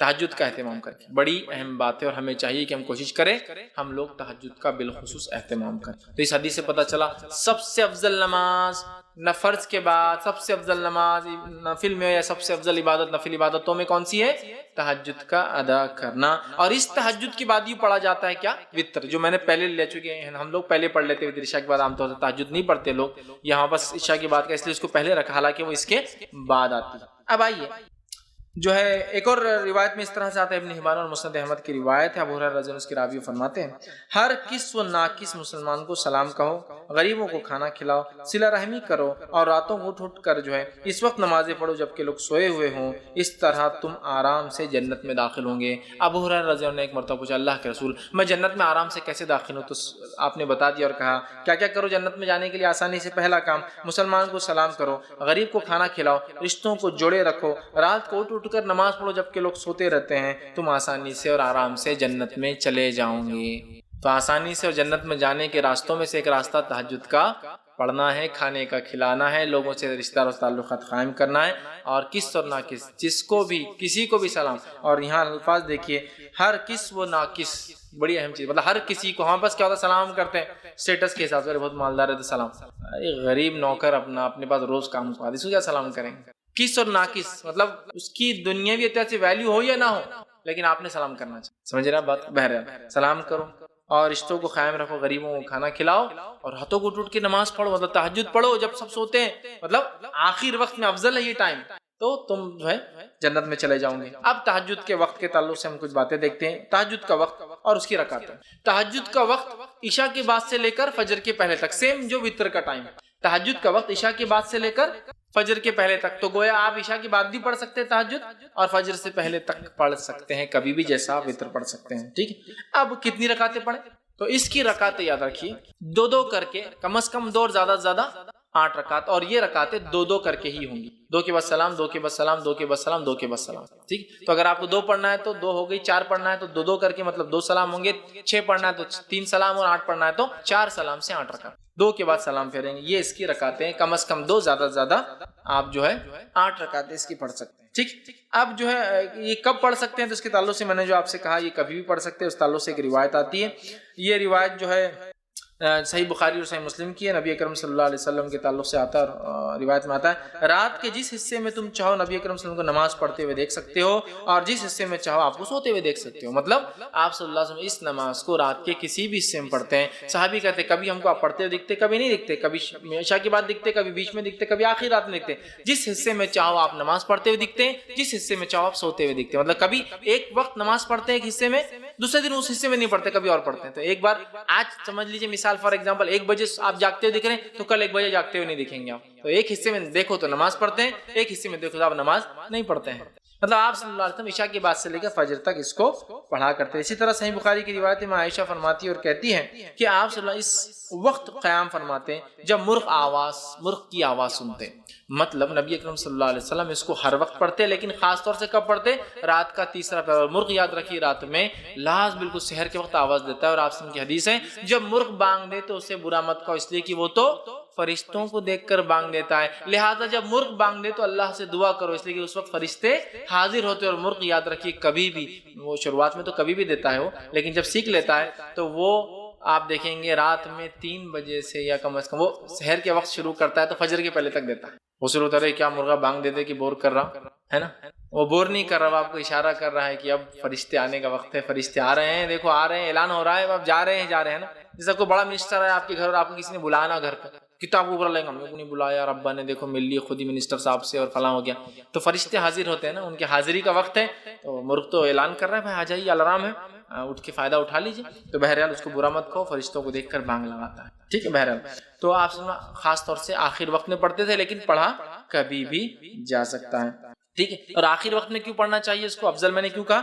آئیے اس تعلق سے صحیح ستہ کی ہر کتاب میں، بخاری، مسلم، ابو داؤد، نسائی، سنن ابن ماجہ، ترمذی، سب میں آتی روایت، حدیث کے الفاظ ہیں جب رات کا تہائی حصہ باقی رہ جاتا ہے، 1/3، اس لیے میں نے کہا تہائی، تیسرا حصہ، تہائی حصہ باقی رہ جاتا ہے، تو جو ہمارا بزرگ اور برتر پروردگار اللہ تعالیٰ آسمانی دنیا یعنی پہلے آسمان پر اترتا ہے اور کہتا ہے، ایک ندا لگائی جاتی ہے، کوئی مجھ سے دعا کرنے والا ہے میں اس کی دعا قبول کروں گا، کوئی سوال کرنے والا ہے میں اس کا سوال پورا کروں گا، کوئی ہے جو بخشش چاہتا ہے میں اس کو بخش دوں گا، ٹھیک ہے۔ یہ آواز لگائی جاتی ہے، اور یہ آواز ہر روز رات کے تیسرے پہر ندا اور آواز لگائی، سبحان اللہ۔ یہ کوئی شب برات کے لیے خاص نہیں ہے، اور یہ کوئی رمضان کے لیے خاص نہیں، ایوری نائٹ، ہر رات ہم اللہ سے دعا کر کے منوا سکتے اپنے رب کو، اس لیے کہ اللہ سے بہت قریب ہے پہلے آسمان سے، اور آواز لگاتا ہے بھائی میں خاص سننے آیا ہوں، بتاؤ ہے کوئی مانگنے والا؟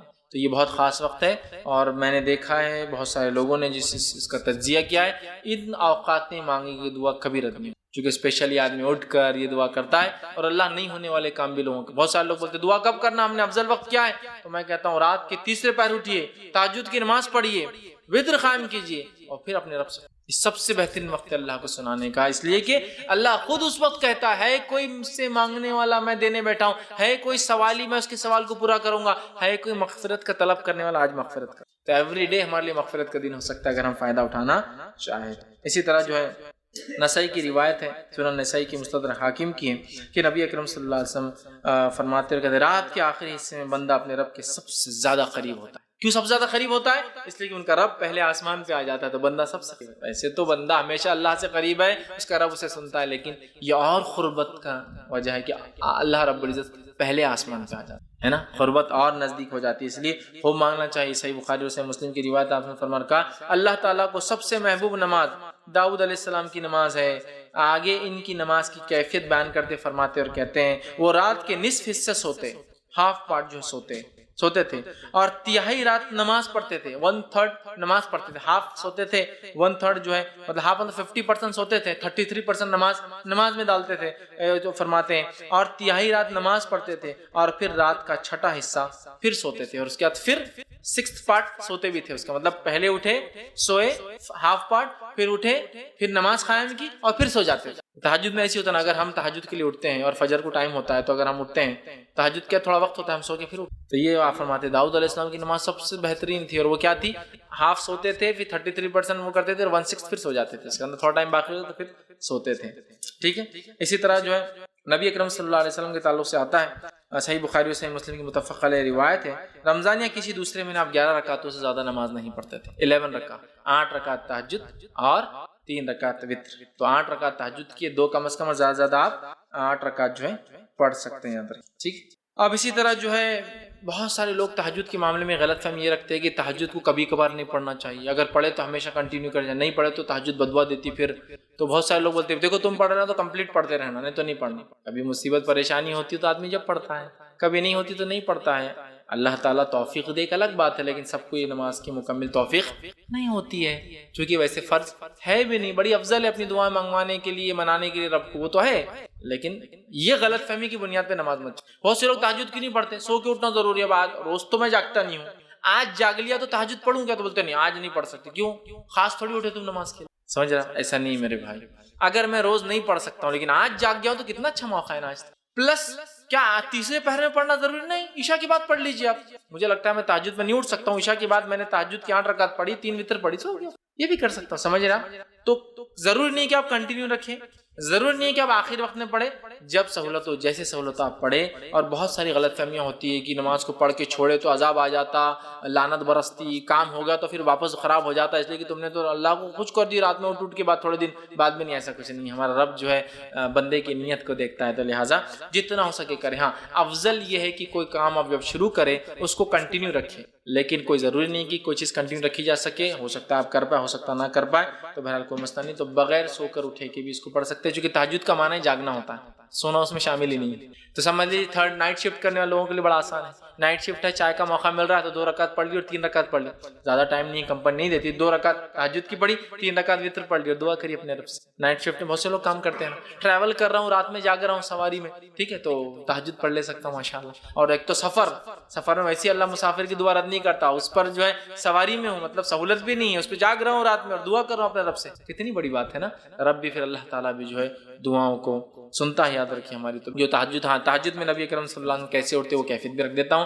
نبی اکرم صلی اللہ علیہ وسلم رات میں اٹھتے ہیں، آنکھ کھلنے کے بعد آپ سورہ آل عمران کی آخر 10 آیتوں کو آسمان کی طرف دیکھ کر تلاوت کرتے۔ تو اگر کسی کو سہولت ہو تو تہجد کے لیے اٹھے، اٹھ کر گھر سے باہر نکلے، آسمان کی طرف دیکھے، آخر 10 آیتیں سورہ آل عمران کی تلاوت کرتے، پھر وضو کے لیے جاتے، بہت اچھے سے پرفیکٹلی وضو بناتے، وضو بنانے کے بعد آ کر کھڑے ہوتے مصلی پر، اور جو ہے نماز قائم کرتے۔ مصلی بولے تو نماز کی جگہ، جہاں نماز وغیرہ آپ کے گھر میں نہیں تھی، الفاظ بتا سمجھانے کے لیے کھڑے ہوتے، اس کے بعد دو کر کے جو ہے 8 رکعتیں پڑھتے، جن کی حسن اور خوبی کی جو ہے صحابہ اور عائشہ بڑی تعریف کرتی کہ کیا حسن اور کیا خوبی ان نمازوں کی، کیا لمبے لمبے جو ہے قیام اور سجدے۔ کبھی تو آپ تہجد ایسی پڑھتے کہ قیام اور رکوع اور سجود سب ایک سائز کے ہوتے، ایکول لینتھ۔ کبھی آپ نے قیام کیا، رات میں تہجد پڑھی اور تہجد کی 2 رکعتوں کے اندر سورہ بقرہ، سورہ آل عمران اور سورہ نساء تلاوت کر دی، اور اتنا ہی لمبا سجدہ کیا اور اتنے ہی لمبے رکوع، اتنی لمبی پڑھتے۔ تو بہرحال حسن اور خوبی سے پڑھتے، 2 کر کے، اس کے بعد 3 پڑھتے، اور پھر فجر کی اذان ہوتی تو فجر کی 2 پڑھ کر پھر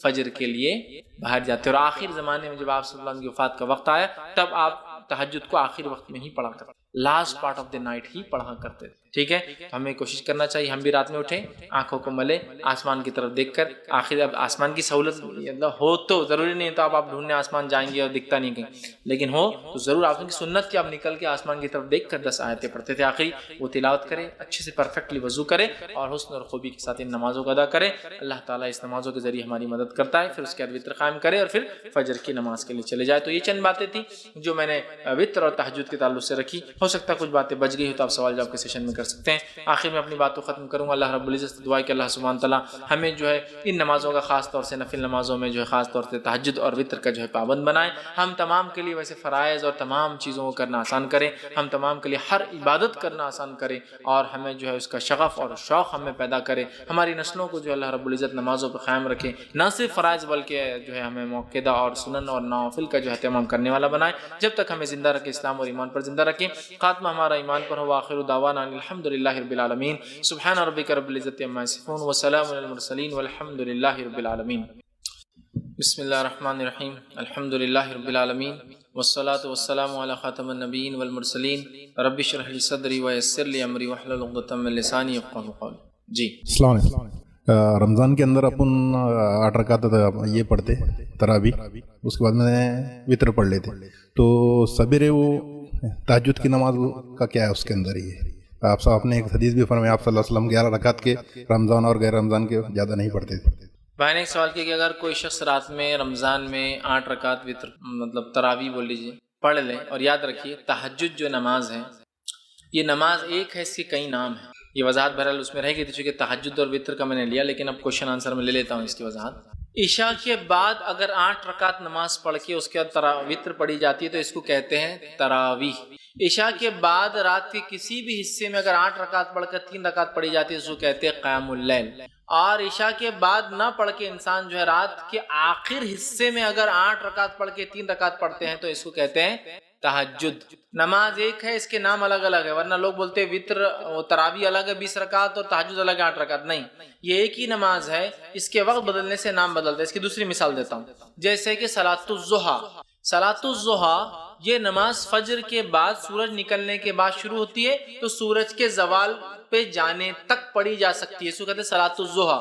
ابتدائی بھی وقت میں پڑھی جائے تو اس کو کہتے ہیں اشراق. بعد میں کسی وقت پڑھی جائے زوال سے پہلے تو کہتے ہیں چاشت، اور زوال سے بالکل تھوڑا پہلے پڑھی جائے تو اسے کہتے ہیں اوابین. نماز ایک ہے، کہتے ہیں صلاۃ الضحیٰ. ظہر سے پہلے ہوتی ہے، ظہر بولے تو الگ، ضحیٰ ہے. صلاۃ الضحیٰ ایک نماز ہے، 3 نام ہے اس کے وقت بدلنے سے. چاشت تو ویسے عربی نام بھی نہیں، فارسی نام ہے، چیم ہے نہیں عربی میں، پھر بھی ہم بولتے، خیر کوئی مسئلہ نہیں بولنے. اسی طرح قیام اللیل جو ہے اس کے کئی نام ہیں. اگر فوراً عشاء کے بعد پڑھی جائے تو تراویح، رات کے کسی ایک حصے میں پڑھی جائے تو قیام اللیل، اور آخر وقت میں پڑھی جائے تو تہجد. ٹھیک ہے، تو بہرحال وضاح. تو بھائی نے کا سوال ہے کہ رات کی نماز انہوں نے اول وقت میں پڑھ لی، اس کو تراویح کہتے ہیں رمضان کے اندر.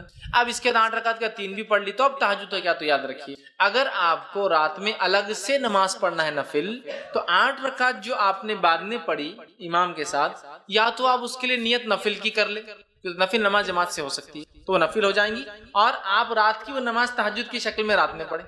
یا آپ جو ہے پہلے 8 رکعت پڑھ لے کہ اللہ وہ ہے چونکہ بعد میں اٹھوں گا نہیں اٹھوں گا کیا معلوم، پڑھ لے نیت سے کہ اللہ یہ میری رات کی نماز. اس کے بعد اٹھنے کے بعد آپ نفل پڑھ لیں، ٹھیک، یہ بھی ایک طریقہ. اور اس کے بعد وطر پڑھیں.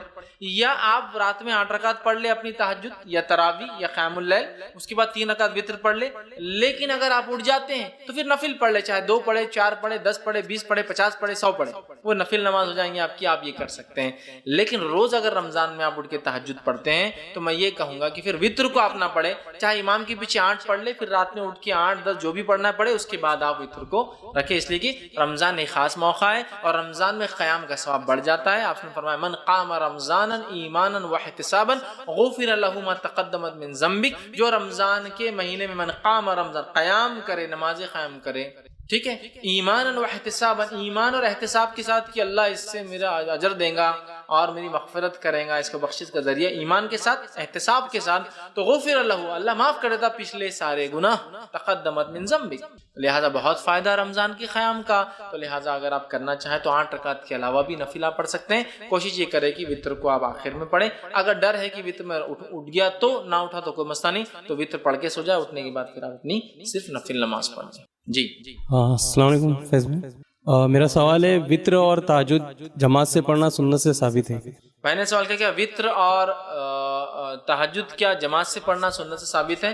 تو یاد رکھیے وطر اور تہجد کو آپ جماعت سے پڑھ سکتے ہیں، اس لیے میں نے کہا نفل نماز کو جماعت سے پڑھا جا سکتا ہے، آپ اس کو جماعت سے پڑھ سکتے ہیں۔ نبی اکرم صلی اللہ علیہ وسلم کے زمانے میں آپ نے رات کی نماز پڑھائی، قیام اللیل کیا، اور صحابہ نے 3 راتوں تک آپ کے ساتھ قیام اللیل کیا۔ اس کے بعد آپ چوتھی رات باہر نہ آئے، صحابہ انتظار کرتے رہے یہاں تک کہ سحر کا وقت آ گیا۔ سحر کے وقت آ کر آپ نے کہا کہ میں نے آج خاص طور سے نہیں پڑھائی، کہیں ایسا لو تم اس کو اپنے اوپر فرض سمجھ لو، اس لیے میں نے اسپیشلی تم کو نہیں پڑھایا۔ تو اس سے پتہ چلا آپ نے قیام اللیل صحابہ کو 3 راتیں پڑھائی، تو اس سے پتہ چلتا ہے نفل نماز کو جماعت سے پڑھا جا سکتا ہے، تو لہٰذا وطر کو تراویح کو با جماعت پڑھا جا سکتا ہے۔ کسی نے سوال کیا کہ ہم سفر کے علاوہ بھی کیا ظہر عصر مغرب عشاء ملا کر پڑھ سکتے ہیں؟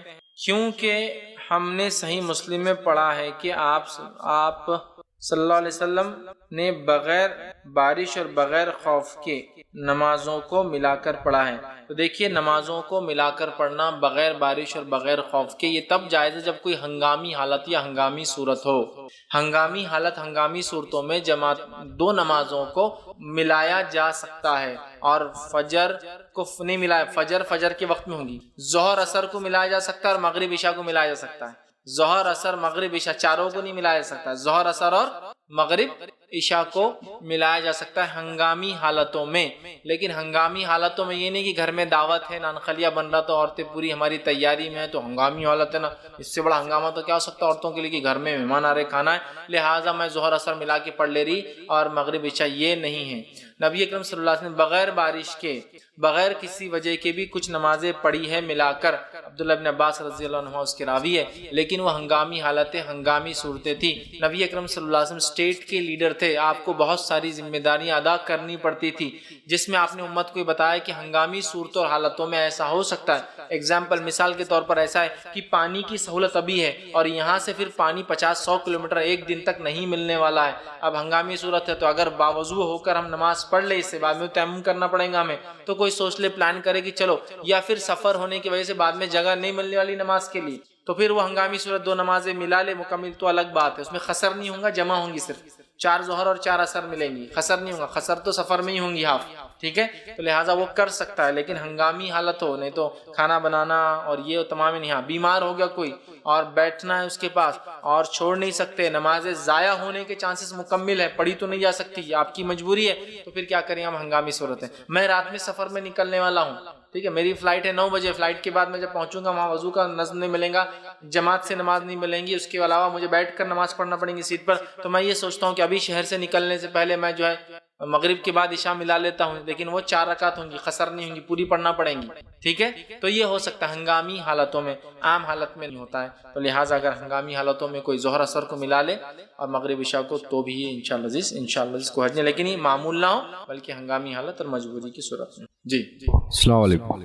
فیض بھائی 2 سوال ہے، جو قنوت کے بارے میں آپ نے 2 دعائیں بتائی، ایک سنت سے ثابت اور جو نارملی پڑھے جاتی، اگر وہ دونوں بھی دعا نہیں آتی تو ہم عربی کی جو دعا ہے جیسے صحت کی، جنت کی، دوزخ کی، ایسا ہاتھ اٹھا کر وہ دعا کر سکتے ہیں کیا ویتر میں آخری رکعت میں؟ اور دوسرا جیسا آپ نے بولا کہ سورہ آل عمران کی 10 آیتیں آسمان کو دیکھ کے پڑھنی ہے، تو وہ وداؤٹ وضو اب یاد تو ہے نہیں، تو قرآن ہاتھ میں لے کے پڑھنا پڑے گا، تو وداؤٹ وضو ہم پڑھ سکتے ہیں کیا وہ؟ بھائی نے 2 سوال کیے، ایک تو یہ کہ اگر قنوت نازلہ میں جو دعائیں سنت سے ثابت ہیں اگر کسی کو وہ یاد نہ ہو تو کیا وہ عربی زبان میں دعائیں کر سکتا ہے؟ تو یاد رکھیں، اگر کسی کو قنوت نازلہ کی جو ثابت شدہ سنت دعائیں ہیں یاد نہ ہوں تو وہ عربی زبان میں کوئی بھی دعا پھر کر لے انشاءاللہ عزیز کو ہے، ربنا آتنا فی الدنیا حسنۃ وفی الآخرۃ حسنۃ وقنا عذاب النار، ایک بار نہیں 3 بار پڑھ لے، اس لیے کہ نبی اکرم صلی اللہ علیہ وسلم اہم دعاؤں کو 2-2 3-3 بار دہرایا کرتے تھے، تو وہ ایسا کر سکتا ہے۔ اور ایک بات یہ بھی ہے کہ جب آپ صلی اللہ علیہ وسلم قنوت پڑھتے تو قنوت کے آخر میں یاد رکھیں صحابہ سے عمل ثابت ہے کہ وہ صلی اللہ علیہ نبی وسلم پڑھتے تھے، نبی پر درود بھیجتے تھے آخر میں، ٹھیک ہے، تو یہ بھی آپ اس میں اضافہ کر سکتے کہ یہ پڑھنے کے بعد وہ صلی اللہ علیہ نبی وسلم کہ نبی اکرم صلی اللہ علیہ وسلم سلامتی ہو، یہ آپ کر سکتے، تو آپ عربی میں وہ کر سکتے ہیں، ٹھیک۔ دوسرا یہ بھی بتا دوں آپ کو میں کہ سمجھ لیجیے اب عربی میں دعا ہی یاد نہیں مجھے کچھ، تو آپ کیا کریں، تو آپ تہجد جب پڑھتے ہیں تہجد کی نماز کے سجدے میں آپ جو زبان آپ کو آتی ہے اس زبان میں دعا کر سکتے۔ تہجد میں مطلب نفل نماز کے سجدے میں جو زبان آپ کو آتی ہے، اردو، ہندی، مراٹھی، تیلگو، پنجابی، ملیالم، کوئی زبان آتی ہے اس زبان میں کر سکتے، اور علماء نے اس کا جواز دیا۔ اس لیے حدیث کے الفاظ ہے بندہ سب سے قریب اپنے رب سے سجدے کی حالت میں ہوتا ہے، لہٰذا اللہ سے مانگو۔ اور عربی زبان کی کوئی خصوصیت نہیں ہے سوائے اس کی کہ آخری نبی عربی تھے، اس لیے اللہ نے عربی میں قرآن اتارا، ورنہ عبرانی میں بھی کتابیں اتری ہیں، سوریانی میں بھی کتابیں اتری ہے، اور دنیا بھر کی مختلف زبانوں میں وَلِكُلِّ قَوْمٍ ہاد، ہر زمین ہر زمانے پہ ایک نبی، تو اس کے ساتھ وَلِكُلِّ أَجَلٍ کتاب، ہر زمانے میں ہم نے کتاب اتاری، تو وہ کتابوں کی زبانیں مختلف تھیں۔ آخری نبی چونکہ عربی تھے لہٰذا قرآن عربی ہے، لیکن اللہ تعالیٰ ہر زبان کو سمجھتا، تو لہٰذا نفل نماز کے سجدے میں آپ اپنی زبان میں دعا کر سکتے ہیں، تو لہٰذا تہجد کے لیے اٹھیے، آخری رکعت کے اندر آخری سجدہ کیجیے، اس سجدے کے تسبیحات کے بعد اپنی دعا اللہ کے سامنے رکھیں۔ تو اگر عربی نہ بھی آتی ہو تو آپ کو میں نے حل اس کا دے دیا کہ اردو زبان میں بھی آپ، انگلش میں بھی آپ، اور بھی زبانوں میں بھی دعا کر سکتے ہیں، اور علماء نے اس کا جواز دیا۔ بھائی کے سوال، آپ کے سوال کا دوسرا حصہ کیا تھا؟ بھائی کا دوسرا حصہ سوال کا یہ تھا کہ تہجد میں جب ہم اٹھیں تو آپ صلی اللہ علیہ وسلم آسمان کو دیکھ کر آخری 10 آیتیں پڑھتے تھے، تو اب اگر ہم کو سمجھو آیتیں نہیں آتی، یاد نہیں ہیں، تو کیا ہم قرآن لے کر باہر جا کر پڑھ سکتے ہیں؟ پہلے تو میں یہ کہوں گا کہ یہ کرنا سنت ہے، نہ کرنے سے تہجد میں کوئی فرق نہیں آتا، ایک۔ دوسرا، اگر آپ چاہتے کہ نہیں بھائی سنت پہ عمل ہونا چاہیے اور ہونا بھی چاہیے، اور مجھے تو آتی نہیں ہے، تو دوسرا کہوں گا یاد کر لے۔ کسی نے ایک سوال کیا کہ مقام محمود کیا ہے؟ تو مقام محمود یاد رکھیے، یہ جنت الفردوس کا ایک اعلیٰ مقام۔ جنت الفردوس یہ جنت کا سب سے بیچ کا حصہ اور عرش کے نیچے ہے۔ اس کے اندر جو ہے جنت الفردوس کی جو چوٹی ہے، سب سے ٹاپ موسٹ مقام ہے، مقام محمود ہے، یہ ایک حصہ ہے۔ اور مقام محمود کے اندر بھی جو ایک چیز آتا ہے، اس کے اندر ایک وسیلہ نامی مقام ہے۔ جنت الفردوس جس کو ہم ایسے عام زبان میں کہیے، جنت کے الگ الگ، جنت الفردوس، جنت النعیم، جنت المأوى، بہت سی جنت نام ہیں، مطلب الگ الگ ایریا ہے جنت کے نام ہیں۔ ہاں جنت ایک دوسرے کو پوچھیں مکان فلاں اس میں، تو اس سے پہچان اس کا درجہ، اس کا وہ پتہ چل جائے گا۔ تو جنت الفردوس یہ عرش کی بالکل نیچے ہے۔ آپ نے کہا جب بھی مانگو جنت الفردوس مانگو، مطلب جنت الفردوس ایکچولی پرائم لوکیشن ہے، پھر اس میں بھی الگ الگ سپاٹس ہیں، کارنر پلاٹ جیسا بولتے ہیں بس بھائی، چلو ایک ایریا ہے، اس میں بھی تو کارنر پلاٹ کی اہمیت، سینٹر پلاٹ کی اہمیت رہتی، اس میں بھی فلاں ان کے بازو گھر ہو تو ویسا ہی ہے۔ تو جنت الفردوس ایک سب سے اعلیٰ مقام، اس میں مقام محمود ایک اور اعلیٰ مقام، اور اس میں ایک مقام ہے جس کو وسیلہ کہتے ہیں، اور وسیلہ کے تعلق سے آتا ہے کہ یہ مقام اس نے فرمایا یہ وسیلہ مجھے گمانے کی مجھے ہی ملیں گا، صرف وہ ملیں گا۔ تو مقام محمود میں بھی ایک ٹاپ ایریا اس کو کہتے ہیں وسیلہ، اور یہ وسیلہ نبی اکرم صلی اللہ علیہ وسلم فرماتے جو میرے لیے وسیلہ مانگے، میرے سے وسیلہ نہیں، میرے لیے وسیلہ، جو جنت کا سب سے اعلیٰ حصہ جنت الفردوس، اس میں مقام محمود، اس میں وسیلہ مانگے، میں اس کی سفارش کروں گا، مجھ پہ واجب ہو جاتی ہے۔ اور یہ کب کرنا ہے بولے آپ نے؟ اذان کی دعا میں شامل ہے، اللہم رب هذه الدعوة التامة والصلاة القائمة آتی محمد الوسیلۃ، اور عطا فرما محمد صلی اللہ علیہ وسلم کو وسیلہ۔ ہمیں عطا فرما محمد کا وسیلہ مانا نہیں ہے، محمد صلی اللہ علیہ وسلم کا عطا، بہت سے لوگ بولتے ہیں نا آپ کا وسیلہ تو ضروری ہے، ہم تو اذان کی بات کرتے، نہیں، وہ ہے نبی کے لیے وسیلہ مانگنا، نبی سے وسیلہ مانگنا نہیں کہ اللہ عطا فرما تیرے نبی کو وسیلہ۔ صحابہ نے کہا اللہ کے رسول وسیلہ کیا ہے؟ تو کہا وسیلہ یہ ٹاپ موسٹ سب سے پرائم پارٹ ہے جنت کا، اور مجھے گمان ہے کہ یہ حصہ مجھے ہی ملنے والا ہے، لہٰذا اگر تم میرے لیے مانگو تو میری سفارش تم پہ قیامت دن واجب ہو جائیں۔ تو جنت الفردوس، مقام محمود، اس میں وسیلہ، ہمارے نبی وسیلہ میں رہیں گے۔ سب سے ٹاپ موسٹ جنت کا سب سے پیک، سب سے اعلیٰ مقام ہے، فردوس کا حصہ ہے، محمود کا حصہ ہے۔ تو محمودہ کا معنی بہرحال یہی ہے کہ آپ کو اللہ وہ مقام عطا فرما دیں گا۔ جی السلام علیکم۔ کوئی شخص ہمیشہ تہجد کی نماز پڑھتا ہو اور کبھی اگر اٹھ نہیں پائے سمجھے تو وتر کی نماز چھوٹ جاتی ہے اس کی، تو اس کو وتر کو کس طرح سے ادا کیا جائے، اس کو ایک سوال۔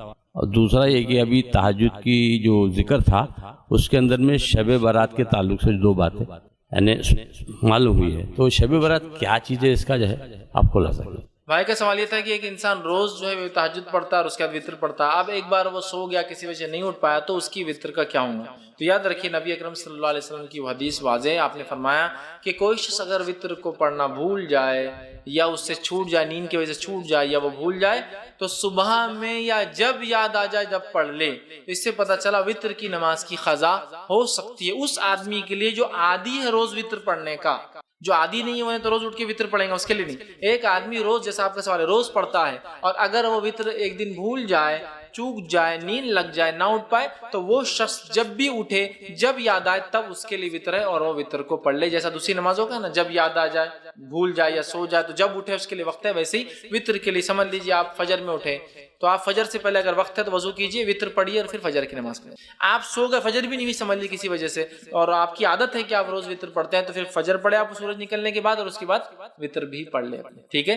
تو لہٰذا وطر کی نماز اگر چھوٹ جائے جو آدمی عادی ہے روز پڑھنے کا, وہ اس کی قضا بھی کر سکتا. دوسرا سوال یہ تھا کہ شب برات کے تعلق سے میں نے درس کے بیچ میں کہا اس کی کیا حقیقت ہے, اور اس کے تعلق سے تو یاد رکھیں شب برات کی کوئی حقیقت نہیں ہے. نبی اکرم صلی اللہ علیہ وسلم سے اس رات کا منانا ثابت نہیں ہے.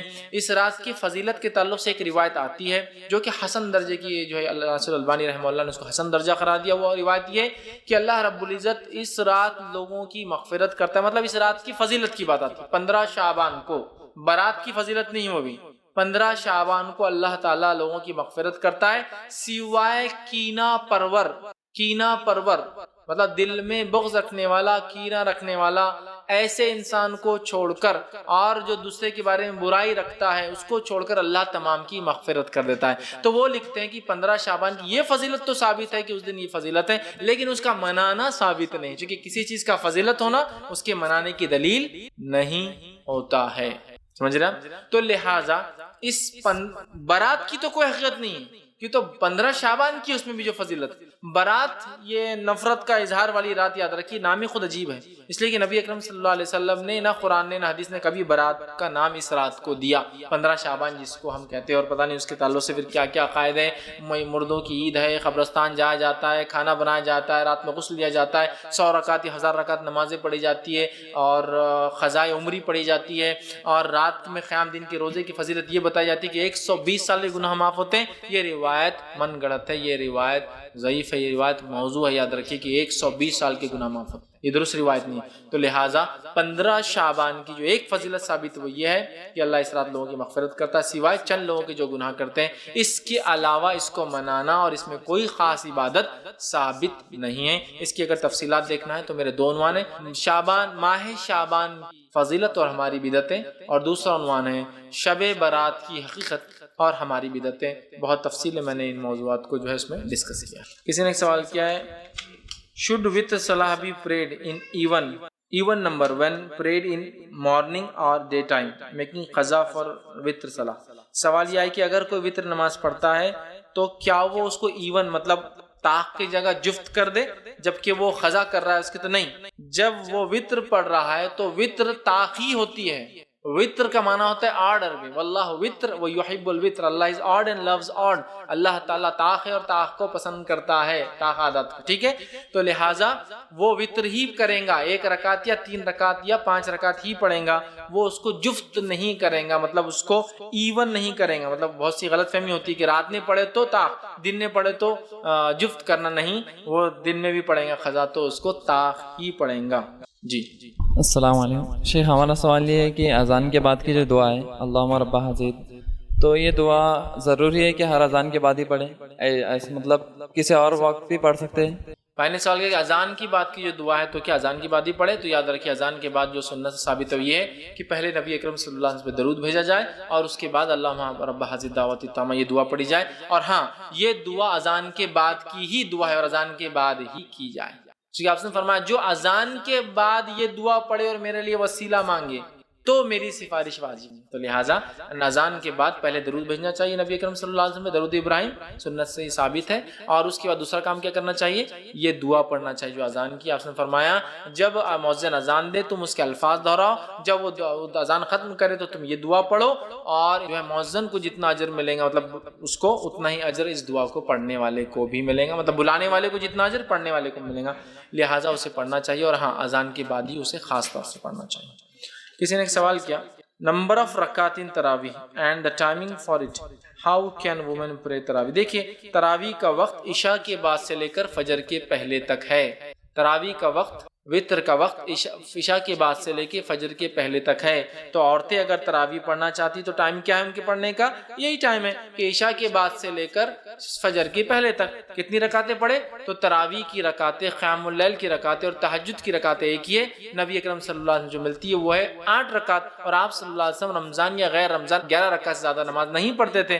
तो लिहाजा आपको 8 रकात पढ़ना है और उसके बाद 3 तरावी पढ़ना है। अब आप इशा की बात पढ़े, आधी रात को उठकर पढ़े या सहर से पहले पढ़े, ये आपके ऊपर है। तो इसका वक्त शुरू होता है इशा के बाद से लेकर फजर के पहले तक। इसकी रकातें 8 हैं और उसके बाद 3 वितर मिला के हो जाएंगी 11 रकात। ये तरीका होगा आपके पढ़ने का।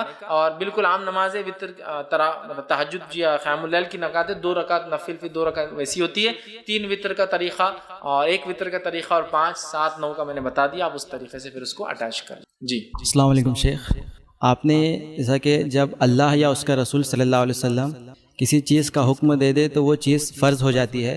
तो आपने इब्तिदा में एक हदीस पढ़ी जिसमें आप सल्लल्लाहु अलैहि वसल्लम ने वित्र को पढ़ने का हुक्म दिया है और बाद की हदीस में उसको सुन्नत बताया है। तो हम इसमें कैसा फ़र्क करेंगे? भाई ने सवाल किया कि जब नबी का कोई हुक्म आ जाए तो वो तो हम पर वाजिब और फ़र्ज़ हो जाता है अमल करना। तो मैंने तो एक हदीस पढ़ी जिसमें आपने कहा हक़ है वित्र, एक रिवायत के अंदर है वो मुस्लिम नहीं जो वित्र ना पढ़े, ऐसे अल्फाज है। और एक रिवायत में फिर वो सुन्नत है, ततव्वा का लफ्ज़ है, मतलब मेरा तरीक़ा है। तो फिर अब क्या समझे? देखिए नबी अकरम सल्लल्लाहु अलैहि वसल्लम जब एक चीज़ की अहमियत बता रहे और ख़ुद उसके बाद में एक दूसरी हदीस में ये कह रहे कि वो सुन्नत है मेरी, तो लिहाजा इसमें तदवीक़ का उसूल ये है कि बहुत अहम है, मत छोड़ो, लेकिन समझ आप छोड़ भी देते को है, लेकिन जहाँ ये होता है कि नबी हुक्म देते और हुक्म से पीछे ना हटे, वापस ना ले, समझे? जैसा कि हुक्म में या ताकीद में 2 फ़र्क है। ऐसा एक है नबी का हुक्म, नबी जो देते हैं उसे लेना है, और एक होता है नबी ताकीद करता है, हुक्म नहीं देता है। जैसे कि आपने फरमाया जुमा का गुस्ल हर जो है बालिग पर वाजिब है, और वाजिब बोले तो फ़र्ज हो गया ना। लेकिन उलमा लिखते हैं अगर मजबूरन ना भी करे तो कोई मसला नहीं, ये बहुत ज़्यादा अहमियत का हामिल है। समझ रहे ये माना? तो यहाँ एक हदीस में आपने कहा हक है, एक हदीस में कहा मुसलमान नहीं, और एक हदीस में कहा ततव्वा मेरी सुन्नत है, मेरा तरीका है। तो लिहाजा इससे पता चला बहुत ज्यादा अहम है लेकिन वाजिब नहीं। क्योंकि दूसरी हदीस आ जा रही है ना कि ततव्वा का लफ्ज है, मेरी सुन्नत है, मेरा तरीका है। तो लिहाजा बहुत ज्यादा अहम है लेकिन वाजिब नहीं है।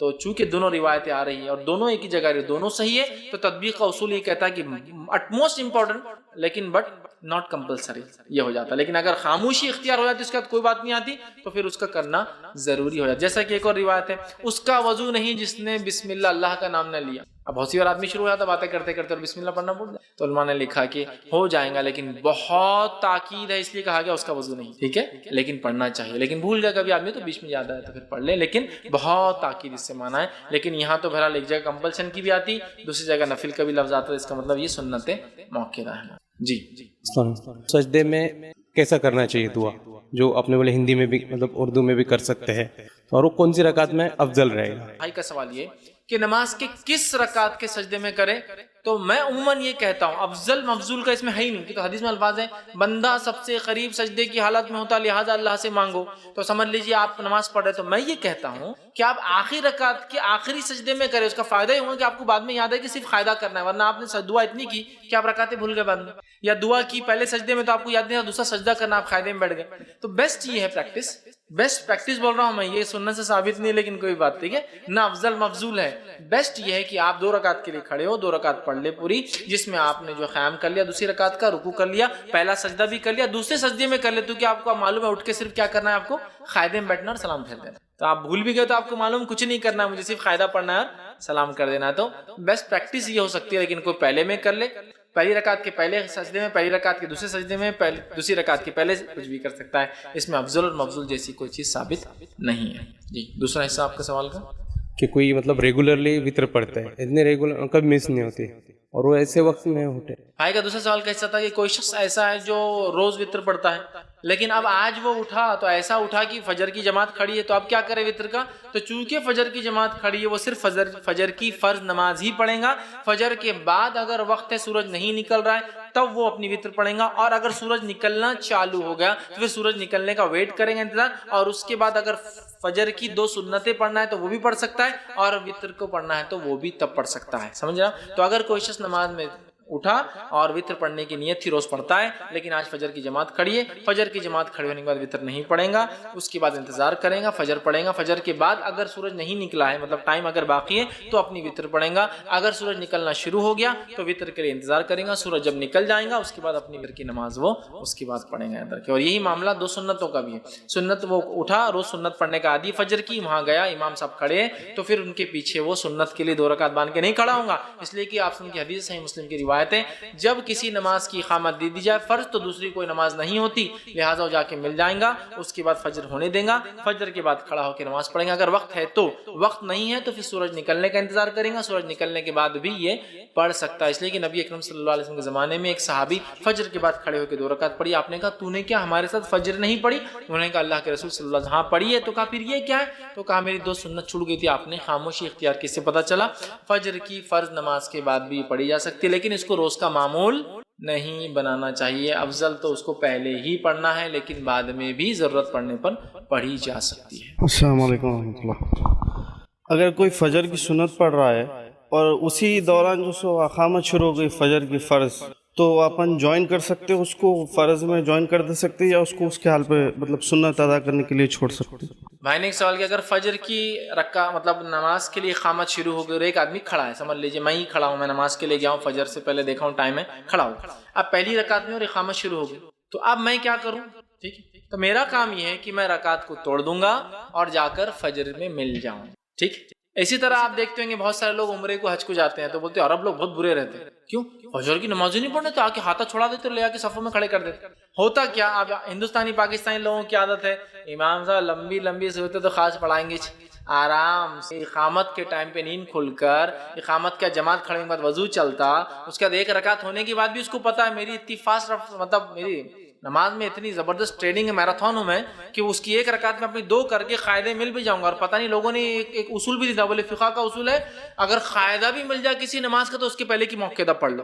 حدیث بول رہی ہے کہ اقامت کے بعد کوئی نماز نہیں ہوتی، اور یہ بول رہے کہ قاعدہ مل جائے چلتا، تو یہ آرام سے دوسری رکعت میں 2 رکعت پڑھتا، جا کے کھڑا تھا۔ اب وہاں کیا عرب کیا کرتا ہے، وہ عمل کرتا ہے حدیث پر کہ بھائی اقامت ہو جاتا نماز نہیں، تو وہ کیا کرتا ہے، آتا ہے اور ہاتھ بولتا چھوڑو نماز کو چلتا۔ اب انڈین بولتا ارے کیا برے لوگ ہیں، اللہ کے رسول کے زمانے میں کافر کرتے تھے، دیکھو مسلمانوں کی کر رہے ہیں، کمپلین کرتا ہے انڈیا میں، اس کو سمجھتا نہیں اقامت ہونے کے بعد اس نے نماز پڑھنے ہی نہیں دینا ہے آپ کو، اس نے پڑھنے نہیں دیں گا آپ کو۔ کیوں نہیں پڑھنے دیں گا؟ اس لیے کہ جب اقامت ہو جائے تو اس نماز کے علاوہ کوئی نماز نہیں ہوتی۔ تو اب میرا کام کیا ہے، اگر میں نماز پڑھ رہا ہوں تو میں نماز توڑ دوں گا جا کے، لیکن اگر ایسا اقامت شروع میں قاعدے میں ہوں، قاعدہ جب بھی ہو جاتا ہے ختم، تو پھر نماز سلام پھیروں فوراً جا کے ملوں۔ لیکن اگر پہلی رکعت باندھی اقامت ہو گئی، چونکہ مدینہ مکہ میں اور بہت ساری مسجدوں میں ایسا گلف میں اذان کے ٹائمنگ ہے، جماعت کے ٹائمنگ نہیں ہوتے، اذان کے بعد جماعت 5 سے 7 منٹ میں کبھی بھی کھڑے ہو جاتی ہے، امام کا جیسی رکعت ختم ہوئی نماز وہ کھڑا کرتا ہے، 1 منٹ بعد بھی ہوتی ہے، 2 منٹ اور 3 منٹ بعد، تو وہاں اذان ہوگی مطلب آپ کو اندر آ جانا ہے، کبھی بھی جماعت کھڑے ہوں گے، تو وہاں آپ کو معلوم نہیں کب ہوں گے، آپ آ کے رکعت مان لیا ہوگا، آپ کو توڑ دینا پڑے گا، ٹھیک ہے۔ اب کیا انڈیا میں ہم لوگ کسی کو توڑوا کے لے آ کے کھڑے کرے جیسا لوگ گلف میں کرتے ہیں؟ تو میں کہوں گا بالکل نہیں، اگر آپ کو زندہ رہنا ہے تو۔ ہمارے پاس لوگ دین کو نہیں سمجھتے، یہاں بہت جہالت کی جس کو بولیں پڑتوں پر پڑتے چڑھی ہوئی ہے، وہ آپ کو کافر اور ابو جہل سے بدتر ڈکلیئر کر دیں گے نماز پڑھانے کے بعد۔ تو اب انڈیا میں کہوں گا کچھ مت کیجئے، اپنی نماز پڑھ لیجئے، نماز کے بعد اگر لگے سینسیبل سمجھدار انسان ہے تو بولو میرے بھائی جب جماعت کھڑی ہو جاتی ہے تو دوسرا نہیں ہوتا ہے، اور اگر کوئی حجت کاکڑی ہوتا ہے نا تھوڑا ٹیڑھا تو چھوڑ دینا اور چلے جانا ہے، اس کے بحث نہیں کرنا، چونکہ پھر کیا ہوتا ہے وہ بحث کے چکر میں وہ آپ کو کل سے ملون کہیں گا اور پھر جماعتی اختلاف و جھگڑا نہیں، سمجھائیے چھوڑ دیجیے۔ تو انڈیا پاکستان میں کہوں گا اگر سمجھدار مسجد ہے جو مسجد میں کتاب و سنت کی تعلیم عام ہے تو وہاں تو ٹھیک ہے، لیکن عام جگہ میں کہوں گا چھوڑ دیں، آپ کو لگتا ہے تو بعد میں اس کی اصلاح کرے، چونکہ یہاں لوگ سمجھتے نہیں، جیسا کہ حدیث میں الفاظ ہے جب کوئی شخص نماز پڑھ رہا ہو اور نماز میں شیطان بہت وسوسے ڈالے تو کیا کرے، اعوذ باللہ من الشیطان الرجیم پڑھے، اور حدیث میں الفاظ ہے۔ اب اگر انڈیا میں نے یہ کر لیا تو نماز میں تھوک رہا میرے میں اعوذ باللہ پڑھ رہا میں شیطان، اب کیا کریں گے اس کا بتائیے؟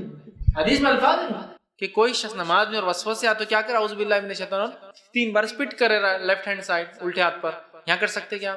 مسئلہ ہے، لوگ سمجھتے ہیں اس لیے کہ ہمارے پاس کلچرل بولتے ہیں نا، کلچرل امپیکٹ اور جہالت کی چادر ایسی چڑھی ہے کہ بہت ساری چیزیں، نماز اب دیکھیے، اب نماز ہے، نماز میں بلغم آیا آپ کو، حدیث میں ہے کہ کسی کو نماز میں بلغم آیا اور بوڑھا انسان بلغم نکل لے تو پیٹ خراب ہو جاتا ہے، بہت بیماریاں ہوتی ہیں اس سے، تو کیا حدیث فرمایا آپ نے، جب دستیوں کا اور ٹیشو پیپر تو تھے نہیں صحابہ کے پاس، تو کہا کسی کو ہو جائے تو کیا کرے، जेब में थूक दे, ज्यादा हो नहीं कंट्रोल कर सकते तो कपड़े पे थूक कर मल ले, या फिर बाजू अपनी जूती में थूक, लेकिन किबले की तरफ, सामने वाले की तरफ ना थूके, ये मनाही।